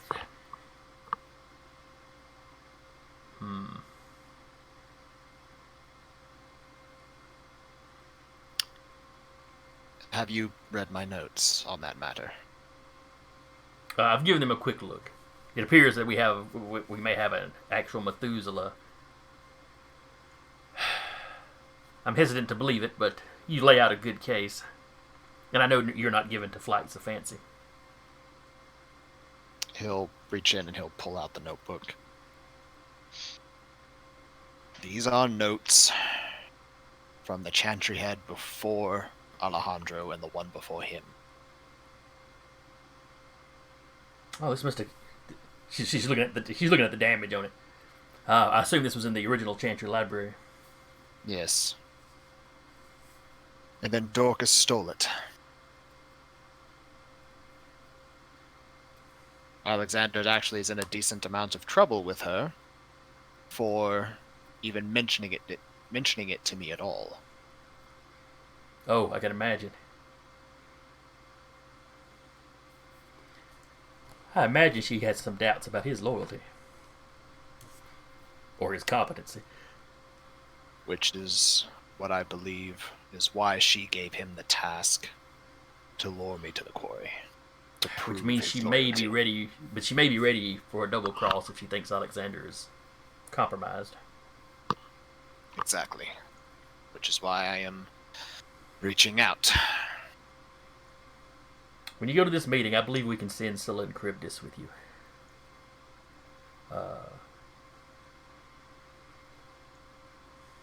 We will have to ask the prince, of course. Of course. But I believe that is a reasonable enough action that he'll have no objections. Of course. I will do all I can to ensure that the worst possible option does not come to fruition, which would be the head of my bloodline coming to the city. That would be bad, Samuel. That would not endear you to any of us. Well, if the worst possible thing came to happen, it wouldn't matter to me anyway. I would be dead. Yes, and just leaving the rest of us to twist in the wind as your grandsire shows up, wanting to know what happened. Which is why I'm doing everything I can to ensure that doesn't come to pass. She doesn't seem upset when she says it. She's just kind of like... But I think any of us facing final death would choose to burn everything down around us. Well, as I told him, there is an old saying amongst the kind that stuck with me when I was in the war, down in the front lines in World War II and World War I. If you're going to die, tear out the throat of what's killing you. That's a very kindred sort of saying.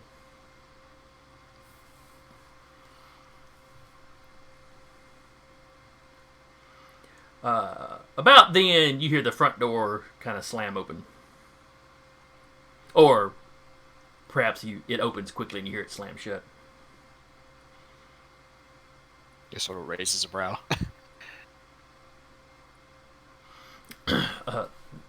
Nora just kind of sits back, crosses her fingers, looks at the door. As just a few seconds later, the prince comes walking in fairly quickly. Samuel immediately stands and bows. My prince. He looks at you, he looks at Nora. What is he doing here?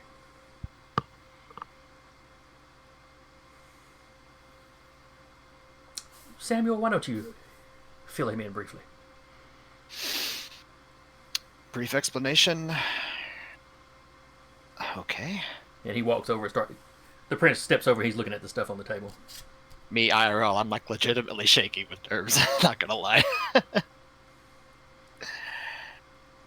Good sir, that is how I started this. It Yeah. also doesn't help that I am cold, so it makes the jittering of my body worse. Mm-hmm. I'm The fine. The prince isn't that scary. No, I'm not worried. what I'm concerned about is that man up there called the storyteller. Prince, fine. Storyteller, terrifying. Yeah. 'Cause He right, is right effectively God. He's effectively God. right now, he has got so much information that he could use to weave the story in a direction we don't see coming. Mm-hmm. Anyway, That's the a prince lot. starts flipping. He's Sorry. like waiting for you to start talking. He starts ruffling through the. He finds you see him particularly stop and start looking at one of the ones describing your vision. Alexander came to me tonight to inform me that Dorcas has called final death upon me.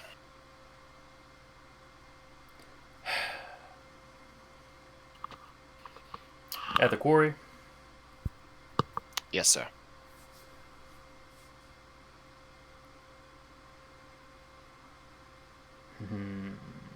There's a slight growling kind of in the back of his throat.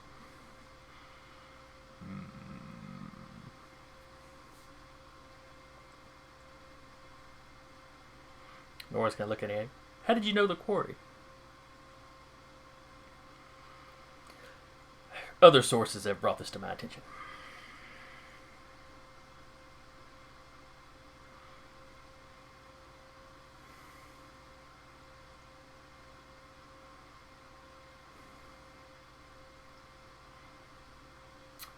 When is Alexander supposed to lure you there?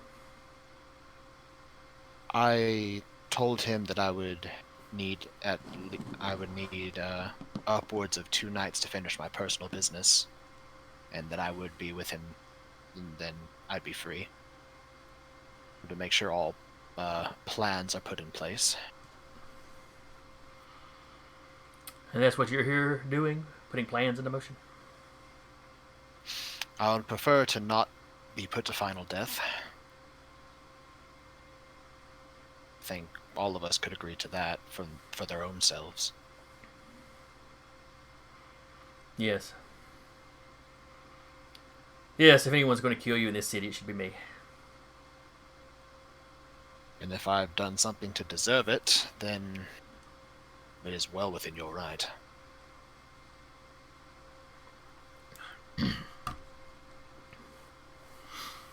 He looks down at his wife. So what plans have y'all put into motion? Or what plans have y'all been discussing? And she goes into the whole having Scylla and Cryptus back you up. He nods. I believe I will be there as well.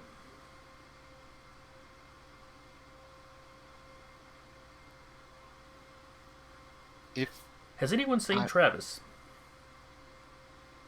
He doesn't really look at Samuel when he asks that. He's looking at Dora and the Seneschal. You see the Seneschal give a brief shake of his head. I do have his number. I could ask. We've tried that. Nothing for you to be concerned about. Does that trigger a vision? No. Nothing for you to be concerned about. Immediate concern. Yeah. The Scourge is often gone dark when doing an investigation. It's not that unusual. It's simply annoying. So I could see about maybe casting my vision towards him, see if I could see what he might be doing. No, he may be doing things that I would not wish you to see. That are none of your business. Of course, I understand. He, of course, presented as an option for you to use. Alright, so in 2 nights' time, you're to be lured to the quarry.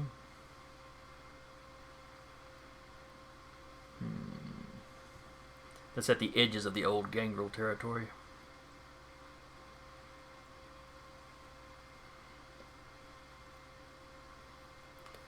It doesn't technically belong to anyone at the moment, though some of my wife's clan's business interests are involved. And it's secluded.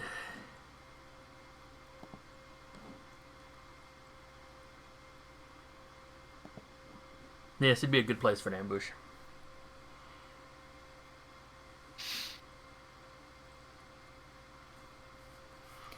I assume you've alerted your people?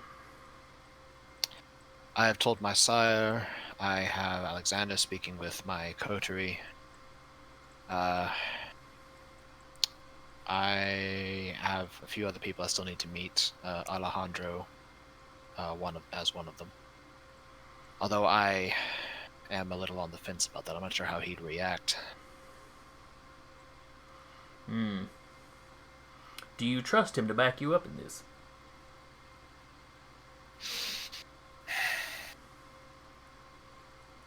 Yes and no. Not so much to back me up, as it were, perhaps maybe to at least ensure that there is another ancilla of the Tremere still in the city, to help keep our numbers here within your domain.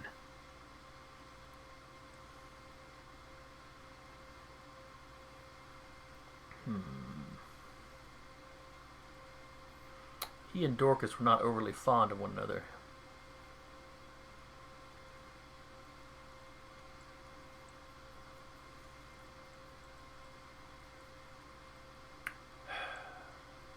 Keep him out of the loop on this. Of course. If it comes to his attention that you have, and he is upset about it, direct him to me.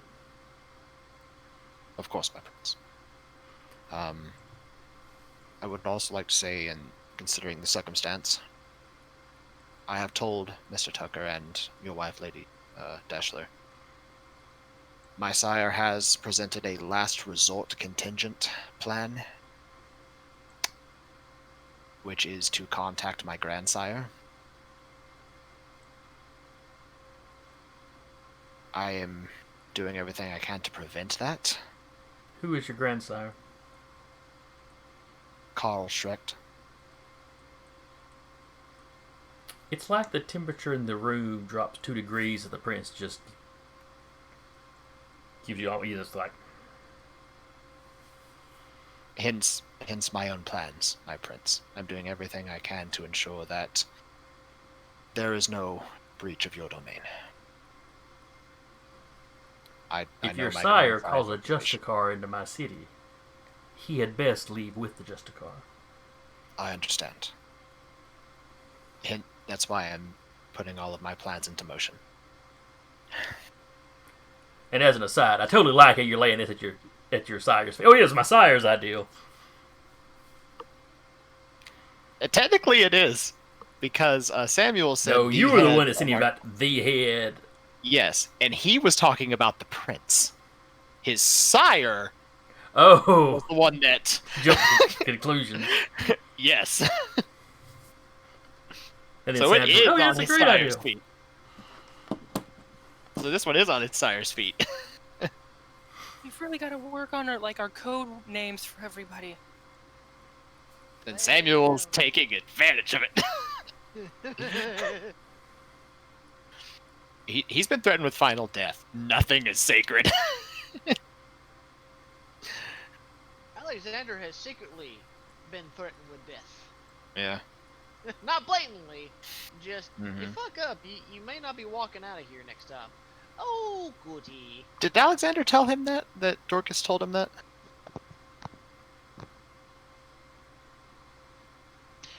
Anyone else is welcome to jump in as far as I'm aware. I'm trying to remember. I think he made it sound like he was in danger. Yeah. Okay. But I don't know. He He definitely- specifically said, "I think she's going to kill Right. me if I screw this up." He did have, mention that he has a target on his back, so... That's That's true. true. He's brought that up at multiple meetings. So Yeah. Yeah, he brought that up, and he brought up the simple fact of which he was in an uncomfortable position because he felt a tightening grip when she was trying to get information from him, knowing he was in danger, so he had to say something, Right. or he could have not walked out. Yeah, I was Yeah. gonna say you did that part where you said you might not have walked out. Alexander also did mention that in his meeting with Dorcas, that he felt as if he had to spill what he knew to her or he wouldn't be walking out of there.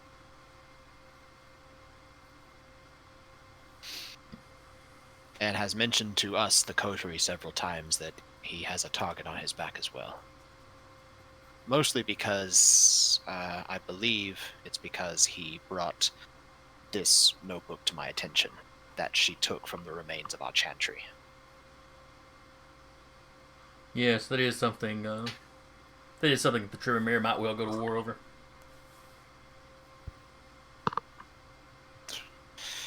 Yes. Considering, It's a very poor idea for anyone to take the Tremere books and keep them. Other than a Tremere, yes. From all the research that I've been putting together, which is all laid out here, and your wife has also mentioned it, it is entirely possible that there might be a Methuselah under the city. That my vision showed Dorcas attempting to communicate with. He looks through. He pulls out. Well, he was already looking at the. Yeah, and it's got all the notes about Mithras, Unconquered Sun, about hit specific. Because I wrote down specifically what you said during that one vision, where he said, "If Cain's whelps are out, how long will it be before he is out too?" That how he's trying to hide from the Unconquered Sun to sleep so he doesn't hear the call. How he's being chased by the dragon, or he fears the dragon will find him. And all that. All that stuff is in there too.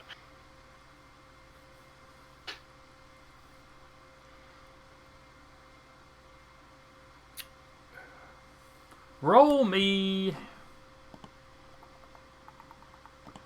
Let me pull up. All right, this would be. I guess wits. I don't think it's awareness. Insight. It's insight? Yes. Okay. Will this be like something for him to like see or? You're looking for a reaction in somebody. Okay. Would this be anything his heightened senses would trigger? Or would I get no bonus from that? Go ahead and put a bonus on it. Will do. So you said wits, insight? Mm-hmm. Okay.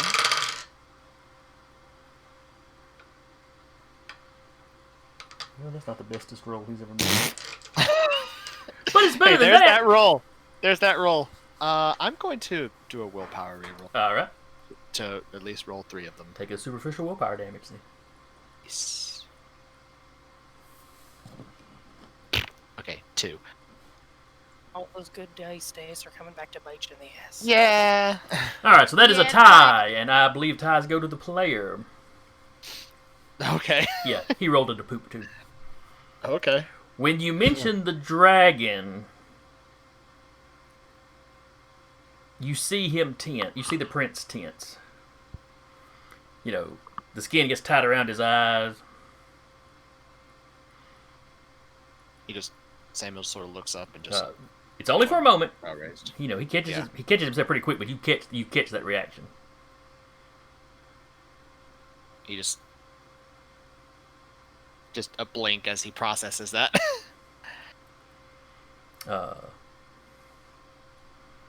You see Lady Deshler giving him a look too. Looks like mostly curiosity on her face. It's like she caught whatever it was and doesn't understand what. Yeah. But apparently he continued to read. Mm-hmm. You know where this thing is sleeping. He'll pull out the map, spread out the map, point out where he marked it, and pull out the notes that he took from his very detailed vision of that sort of hidden path that he found that wasn't lit up. that his dream took him through, I should say.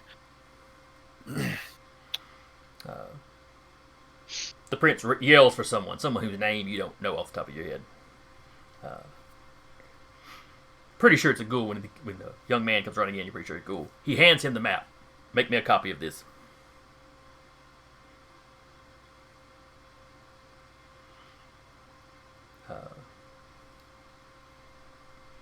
Oh, see, and put it in something watertight. Laminate this. Go to Staples. Laser etch this in aluminum for me. Yeah. Could you carve this into stone for me in the next 20 minutes? Clay tablets and then bake them. Don't overbake them though; they'll crack. No. Oh God.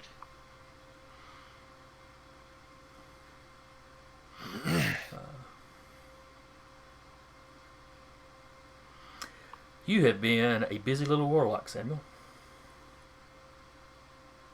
That I have. If all of this turns out as you have said, if Dorcas is overstepping her bounds in my domain, if she has allied with an old one, especially if all of that is true and Alejandro is untrustworthy, you will have done a great, great service for me.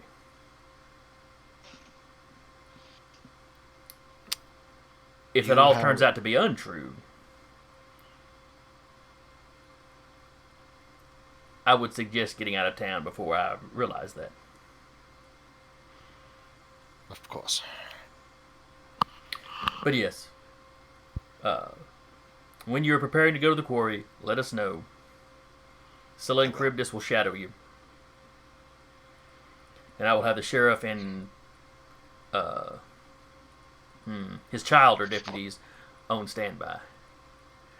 I do not believe we will let the Nos deputies know anything about this. I have no doubt their loyalty is more to her than to the sheriff. Of course.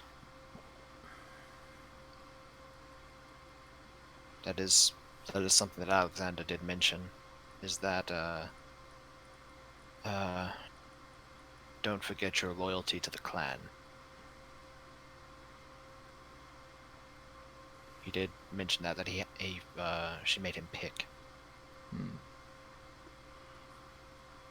I noticed his loyalty to his prince was not in there. You have mine. Yes, if all this is proven true, you will have shown great loyalty. You've given me everything that I could ask for. Of course you have my loyalty.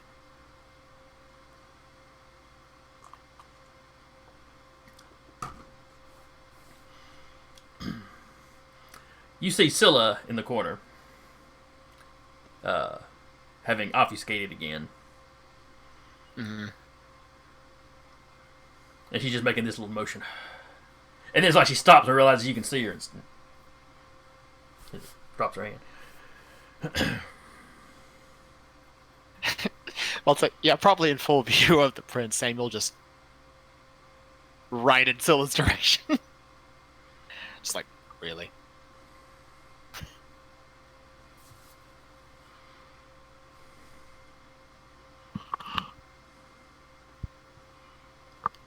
And then he'll look back at the prince.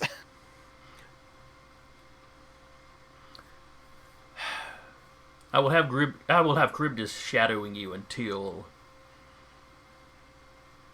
the meeting, in case Dorcas becomes impatient or comes to doubt Alexander's loyalties.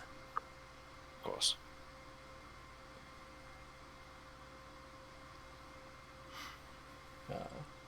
And there'll be a few more minutes of you going, you having to go back over all the papers and stuff with him and bring him completely up to speed. But, yeah.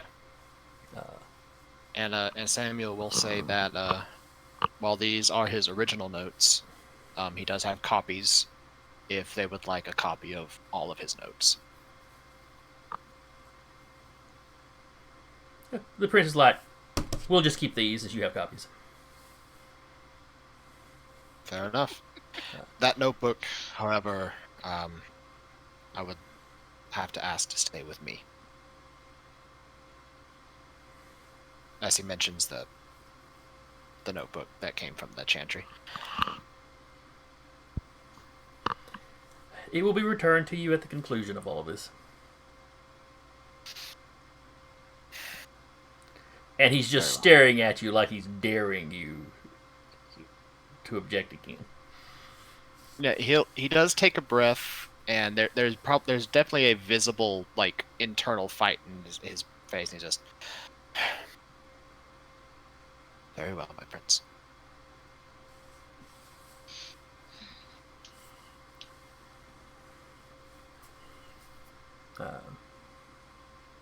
Now, if you'll excuse me, I and my wife and my seneschal need to make plans.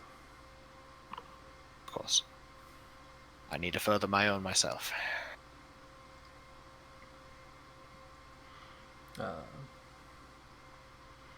As you step out of the room, one of the ghouls is there, escorts you to the door.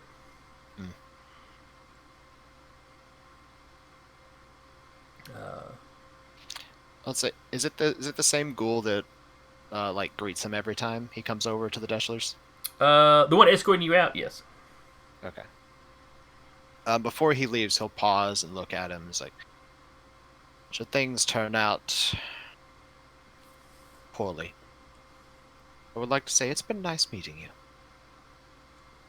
Oh, well, thank you, Doctor. You have been a credit to Lady Deschler. Well, thank you. I hope she realizes that someday. You're still here, aren't you? This is true, and I have seen others come and go. Then I'm sure she knows. Have a good night. You as well, Doctor. And if it's about that time to go meet Oblet, then he'll start taking the drive there. But that'll take a bit. If we want to cut to anybody else, because that took a while. Yes, it did. Cutting back to the Primrose. So y'all been talking for a little while. Blackjack excused himself. Once all the information had gotten out, he had stuff to do. What do you three want to do with the rest of your evening? Do you have preparations you want to make? Well, now with this info, she's definitely going to try to go hunting again.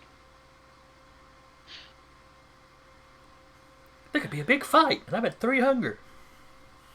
Should probably eat before all this goes down. Alright, give me another roll. Okay. And are you still hunting in your normal method? Yeah, I mean, she could try to hunt animals. What's the role to hunt animals? Domestic or like actual hunting? Hunting. With survival, I believe is what we've been rolling. There goes nothing. 3. Alright. Penny, what do you want? Cat's Alright. mother left me. What did I usually make Jolene roll? I am blanking. I can't remember if it was 3 or 4 successes.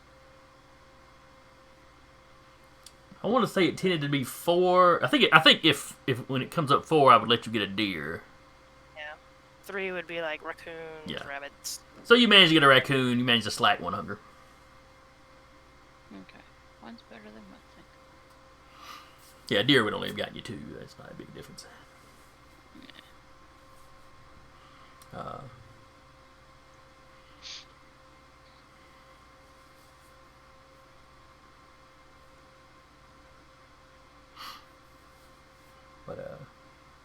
What is Jolene going to do?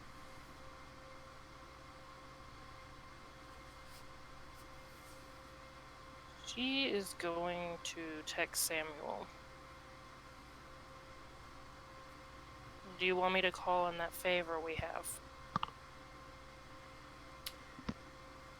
This would be taking, you're doing this at the kind of conclusion of your meeting at the Primrose.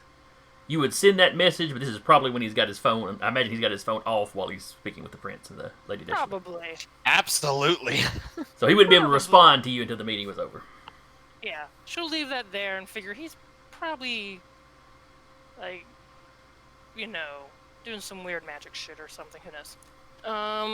But she'll kind of put out feelers to the other alchemists that should it come to Samuel needing assistance, considering how the coterie has kind of been the, you know, leading the charge in keeping the Thin Bloods safe, especially as far as Samuel getting the human, like, mage to put up wards around the Thin Blood apartment building. See if any of them are feeling friendly as far as potentially assisting with alchemical concoctions, offensive or defensive. Let's see. How would they care for the? Are you doing this by text, or do you drive by the apartment complex? She'd probably swing by and kind of talk in person. Because she knows the other ones that are alchemists. So she'd be like, hey, like, text, like, the group of them, be like, hey, can I meet up with y'all? I got a couple questions. Sure. So they all meet up, and I told you there's what, 2 or 3 other alchemists.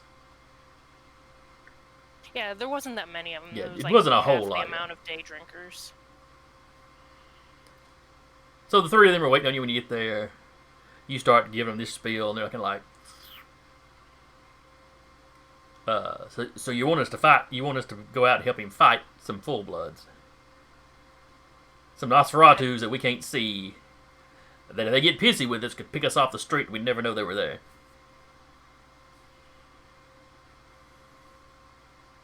Yeah, you know what? Never mind. It sounded stupid. I'll just go myself. One of the guys, oh, wait a second, I didn't do it. It didn't say we wouldn't go. It's just, I mean, it's not wise for you to go either. I'm kind of rolling with that. I'm doing stupid shit plan. It's so far worked for me. And let's face it, we've got a lot shorter shelf life than some of the full bloods. One of the guys is like, well, I can, I can hide in shadows, kind of like a Nos. That could be useful. I mean, I can't hide anybody else, but... Yeah. I mean, we know it only works on us. I think one of my coterie mates kind of has the other 2 kind of covered as far as keeping them hidden. The guy that was quickest to go, wait, I didn't say I wouldn't go. He's like, I can pack a punch when I need to.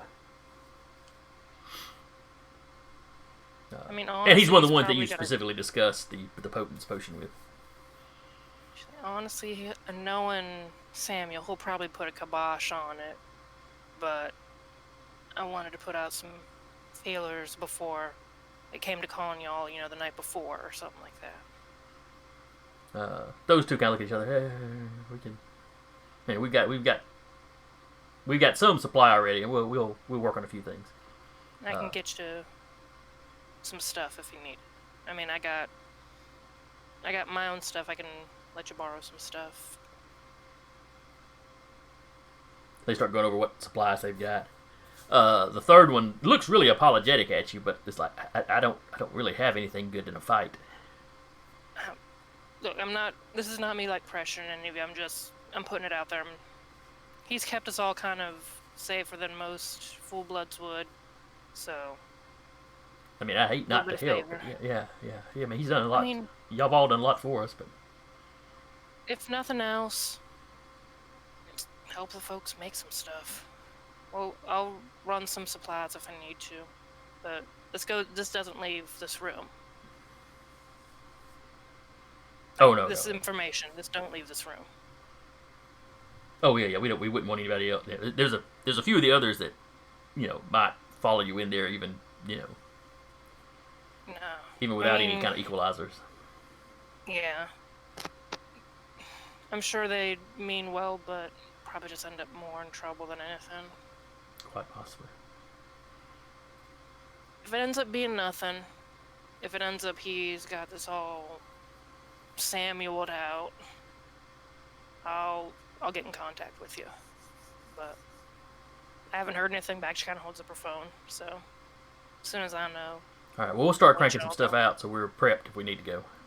Yeah, if you need anything weird, let me know. I can usually wrangle it up somehow. Okay. And then honestly, even though she's at 2 hunger, because she knows a lot of her stuff she has to rouse for it, she's going to go hunt something small just to kind of All right. quiet the beast a little more. You give me a roll. I forget where I put theirs.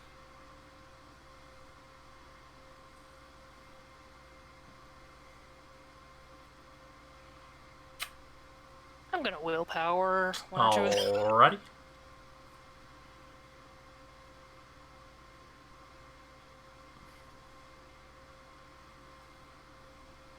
She can like get a raccoon, which is... They get you up to a Oh, she's 3. going- That'll get you a, we'll say a possum this go round. But it's a nice Yeah, fat she's- one. It's juicy.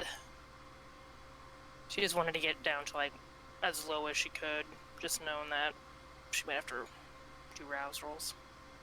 It's weird, but marsupials taste different It's because they're colder. than regular regular mammals. Yeah, it's because possums are colder. It's just like it's like the cold soups. It's like it Gazpacho. tastes like soup. Yeah, it's like a gazpacho. Like a walking, hissing bowl of gazpacho soup. Makes you wonder about monotremes. They're even colder.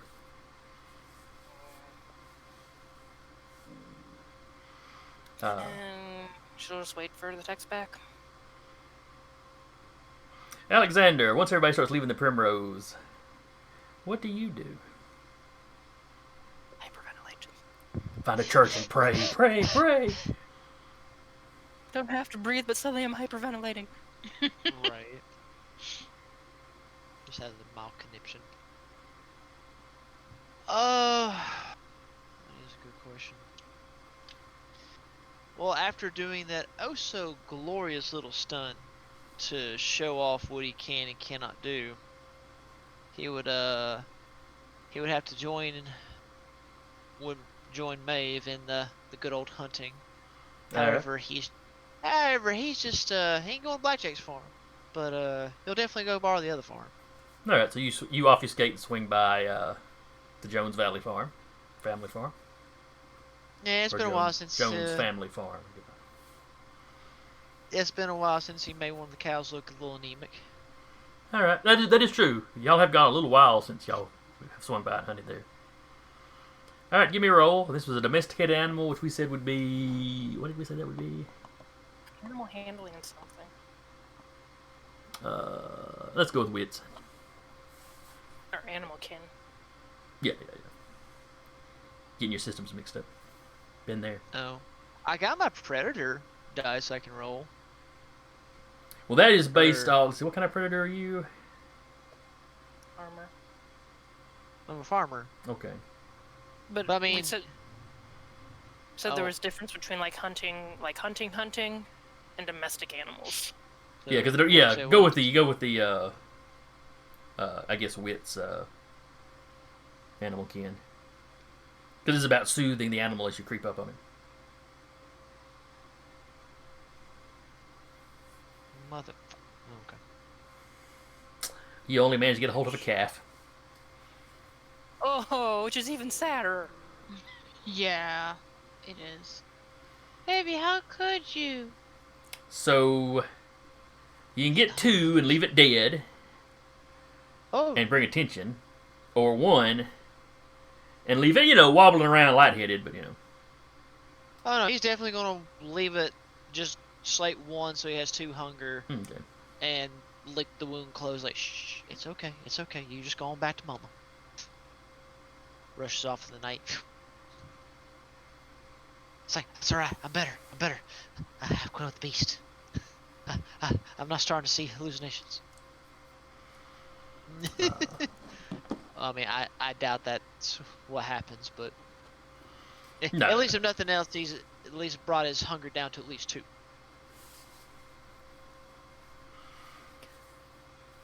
All right. So Samuel, the meeting's finally over. You're heading to Obla's. You turn your phone back on. You've got a message from Jolene.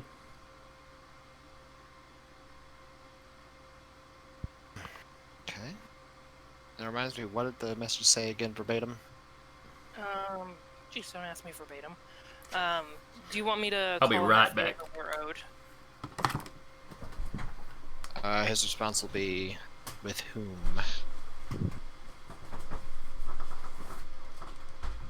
Some of my classmates.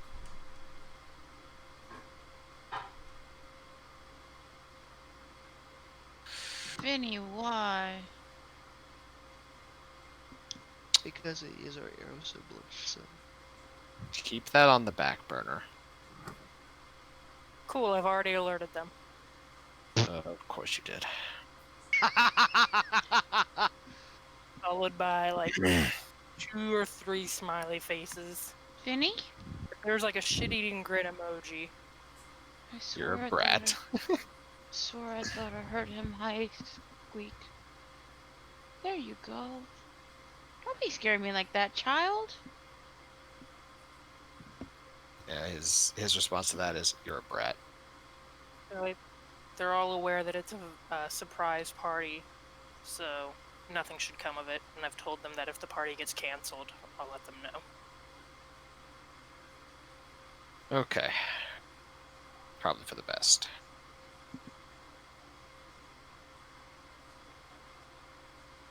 I don't know if you guys can see me or not. You're holding a void. Yes, I am. Mm-hmm. But he stopped meowing. Mother, pay attention to me. Mother. No, it's like I go to him and he'll run into our bedroom. And it's like, kid. Mother, I want to nap.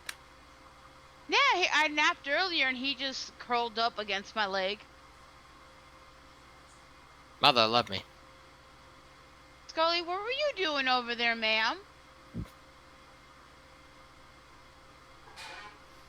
Hmm? Getting into shit. Hmm. Mind your own business, Mom. I'm going to the mall to hang out. You can't stop me. Yeah. Could you track me there and drop me off and pick me up? I'll wait in the parking lot. Don't drop me off at the door. Mm-hmm. I don't want them to see how bad of a car you're dropping me off in is. My friends think I'm all well off, Mom. Cause they get treats every day. Oh, actually, I haven't gotten them treats in a while. That's fine. Yeah, you're not going up there with our. For the summary for the storyteller that just got back, she told some of her classmates about it, but if the surprise party gets canceled, she'll let them know. Okay.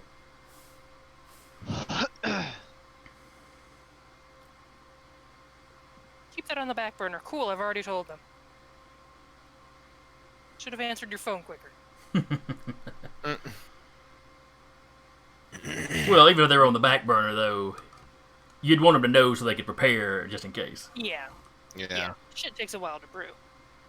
Mm-hmm. And it does. She's probably had one that she'll probably take for this one brewing since before. Well, let me see how long that one takes to make. Since before last session. Because there's some that can take like a week to brew. Yeah.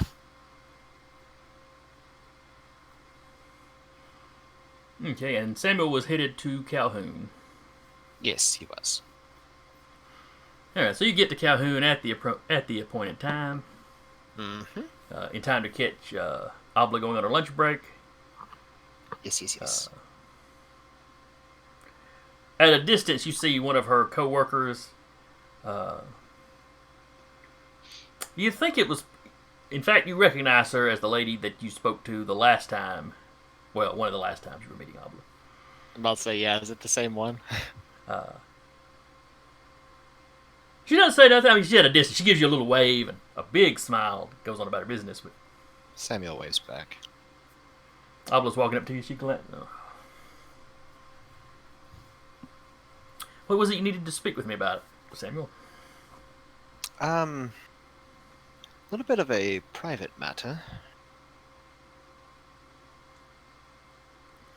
That, might be a potential interest to your family. No? Come into my office. Gets in there, gets the door shut. Mm. She's got a little box fan by the door. She turns that on. Mm. She goes, I don't think anyone will listen at the door, but just in case. Of course. I will preface this. He'll walk over to her so they're not so they're far away from the door over at her desk. I'll preface this with the prince is already aware. She kind of straightens up like, okay, this is serious. And then he will reach into his pack and pull out the copies of all his notes and just on her desk. These aren't the originals. Bah!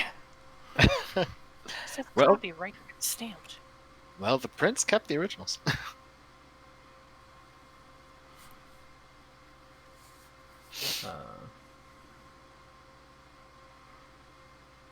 She starts looking over things. Oh, there's a dragon.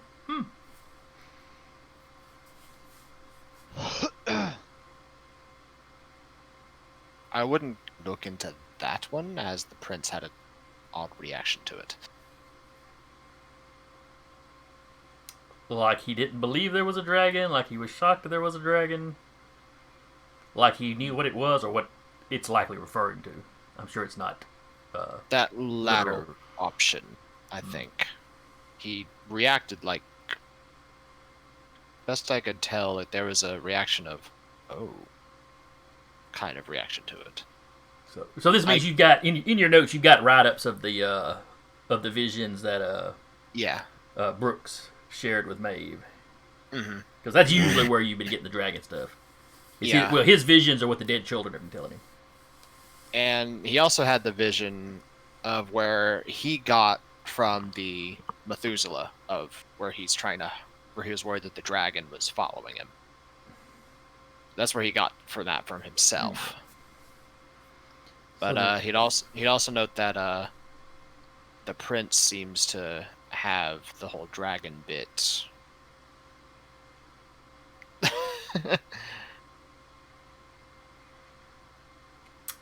Still, according to these notes, the children have been saying there was a dragon in the wildlife refuge. Yes. The princess had that barred to entry from other kindred virtually since the moment he took power. Whatever the dragon represents, clearly it's something the prince is already aware of. Yes. However, what I think might be of interest to you is something that I found that is sleeping beneath the city. The thing that the Bali were wishing to awaken. Potentially. It is not outside the realm of possibility. They might have misunderstood what they read that brought them here. But all of my studies, I believe a Methuselah sleeps underneath the city. One that has avoided the calling all this time. By sleeping. Yes. We were never really sure if Torpor would keep the calling at bay or not. My visions say that it does. It's one of the things that resonated when my visions were cast over to it, is that as long as it can stay asleep, it can avoid the call. That makes sense. And the truly old ones can be fairly active while still being asleep. Yes.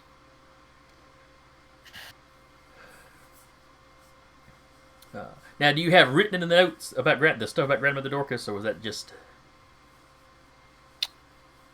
That stuff is recent. Okay.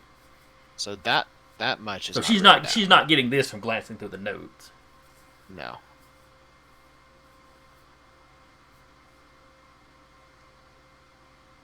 So what is bringing this to a head that you needed to come talk to me about it? In case again, this is something the prince is aware of, and he has plans in place to handle it. I am just putting down contingency plans of my own. This is in case I disappear in the next 2 days. That you decide to disappear, or that someone disappears you? That I am forced to disappear.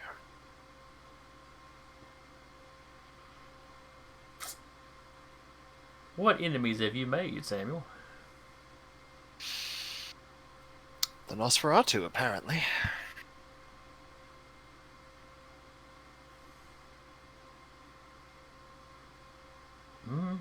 And it's related to this? Well, if it's under the city, though, they'd be the ones that would find it. My last vision that brought this all to head, I witnessed the primogen of the Nosferatu speaking with it. The one they call grandmother. Yes.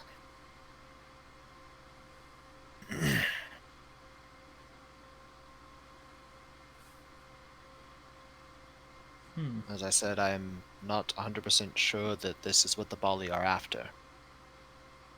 But in case it is, and I am no longer able to research it, I believe it might be of use to your family. Yes. Well, yes. If this is calling Bali to it, or just causing it to show up, this is definitely information we would want. I hope you have plans in motion to keep yourself safe, Samuel. The prince has, from what I understand from my meeting with him earlier tonight, himself, the two gargoyles, Scylla and Charybdis, who the latter I believe might be outside, as well as I believe the Bruja members of the sheriff's department will be going with me. Not to mention my own coterie, more than likely.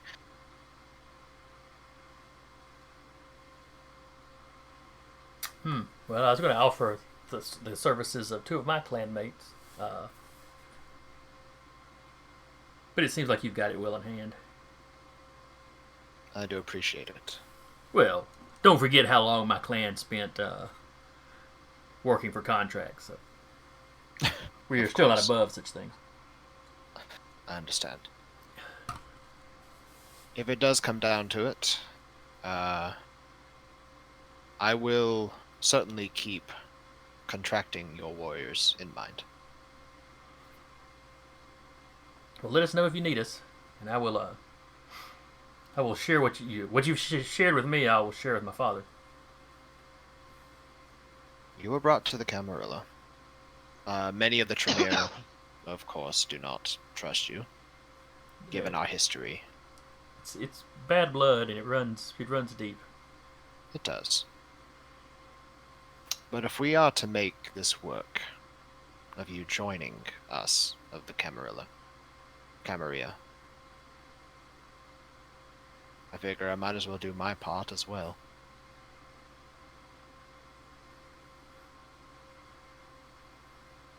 That, and it does help that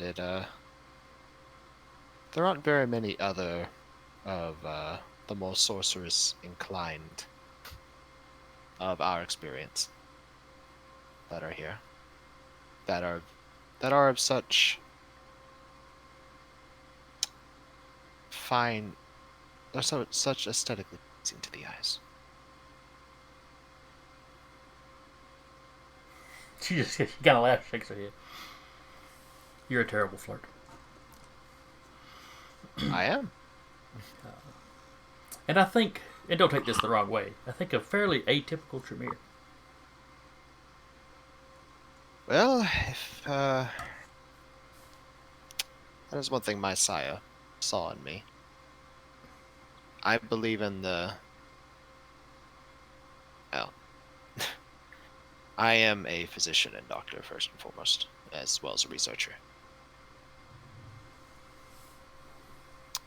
Some of that did rub off on me, even as kindred. Well, as I said, keep yourself safe, Samuel. And if you need our assistance, just contact me. I will.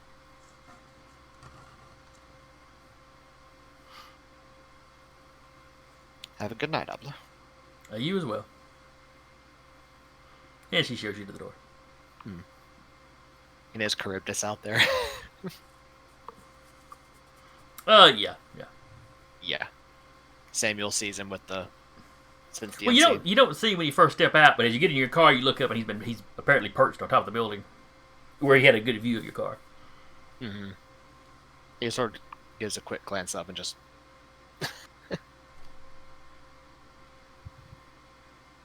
Well, he's too far away for you to really see his expressions. heightened senses. You see him give a little jerk, and you're pretty sure, you can't even at this distance, even with the heightened senses inside a car, you don't hear him, but you're pretty sure. Yeah. Reading his lips, he was like, "Well, I'll be damned."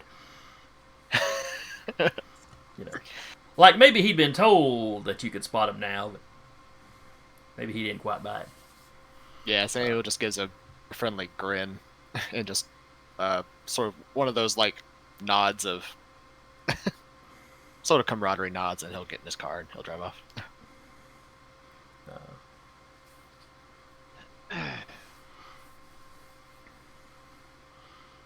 Okay. Trying to think. Well, it's about 15 minutes early. But truthfully... That's everything I had. if anyone's got anything else they want to do tonight, we probably have time to squeeze that in. The next kind of something I have planned, we can't. There's no point in trying to start it with this 15 minutes. So, any of the rest of you have anything else you wish to accomplish? 15 minutes? Do it now. We can't just have the brawl in 15 minutes? No. If anything, Alexander will head back to his. That's right. That I forgot. You were supposed to meet that guy at 4 in the morning. At 4 a.m. Oh, has it already been? Oh well, yeah, I guess so. Well, later he said Yeah. you said he would see you in the morning. And it was before midnight when you got the message, so that'd be before this evening. So we probably do have time to cover that. God, dirty cat! Bring my arm around, I pretty much bopped this boy upside his head. Well, teaching me give you your space. I didn't know he was jumping in my lap until all of a sudden, as I'm stretching, I bring my arm back and I feel something just go whap. Sounds like the excuse my father used, but let me bust my head wide open on the hearth. He was laying on the ground on the floor watching TV with his knees up, and I ran and I dove at him, and he just on instinct dropped those knees, so I went sailing over him and into the hearth. I still have the scar. I still have the scar. Do you tell your father every time you see him?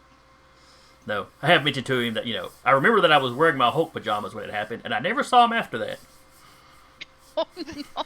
So I think they got pretty bloody. Probably. Anyway, weird tangent. Alright, so early morning, all of you are returning to your individual havens. Alexander, you get to your house, 4 a.m. sharp, there's a knock on your back door, which is generally how the whip, He opens the door, welcomes him in warmly. Evening, or morning, Alexander. Yes, good morning. Alright, so Grandmother needs to know exactly what story you used to get Samuel there, so we'll know how to properly prep. Because you said he needed 2 days before the meeting, so does he think he's meeting someone? Was that just the term you were using because you were on text? That was just the term I was using since I was doing that through text. I let Samuel know that I had had a little bit of a breakthrough on research and might have an idea of where he needs to go. So far, from what my sources are showing, I let him know that from what my sources were showing, that there was apparently something in the quarry, maybe a passage, maybe some type of evidence, but for the most part it's something that needs his attention to look at. That way I can know for certain, since he's the one that's having these dreams and premonitions, that he would have a better inkling than I would. I Okay, know that's he good. doesn't. And it makes He doesn't sense. tell me. Uh, He doesn't tell me every little small detail, so I figured if I'm just as vague as he tends to be. yeah, the whip knots. All right, that's good. That works. If he's looking for something underground, the quarry is a perfectly reasonable place to find some sort of entrance.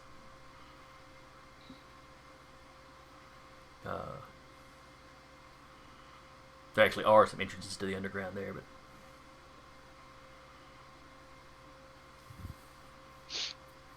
all right. So it'll be. He had said 2 nights. So is that counting tonight? And I'm asking this. This is me asking. So is it tonight and the night after is the 2 nights? Tonight, yeah, tonight, the night after, and then the following night he'll be free. Okay. Considering this message got to him at the very beginning of this night, that gave him tonight to lay out the groundwork, the next night to make sure everything's in place, and then. Okay.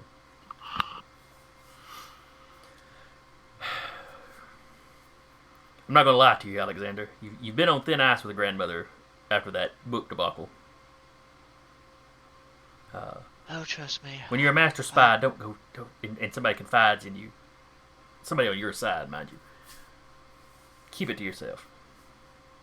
Now, as I've stated to her, and as I've stated to you, or at least tried to state to the entire clan, that was my idiocy of not knowing every of all the details needed per clan, but I'm trying my best not to replicate that mistake. You were alone for a long time, so you weren't really in the business. But if we pull this off, I'm sure you'll be back in her good graces. And hey, man, he kind of popped you on the shoulder. You know, I know it's got to be rough. The doc always seemed like good people, as good as any of us are, anyway. But if the stuff well, depending on what he knows, but if that stuff gets out about us, it'd be rough on us. So you're really doing the clan a service, helping us out like this. But gives you a pat on the back even before he leaves. But I'll let grandmother know what the cover is, and we'll be prepped when he shows up. Good job, Alexander. Thank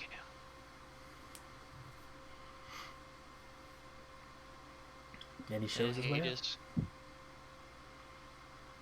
He quickly shuts the door, and in his head he thinks about it. He's like, right, let's see what this beloved armory can hold for me.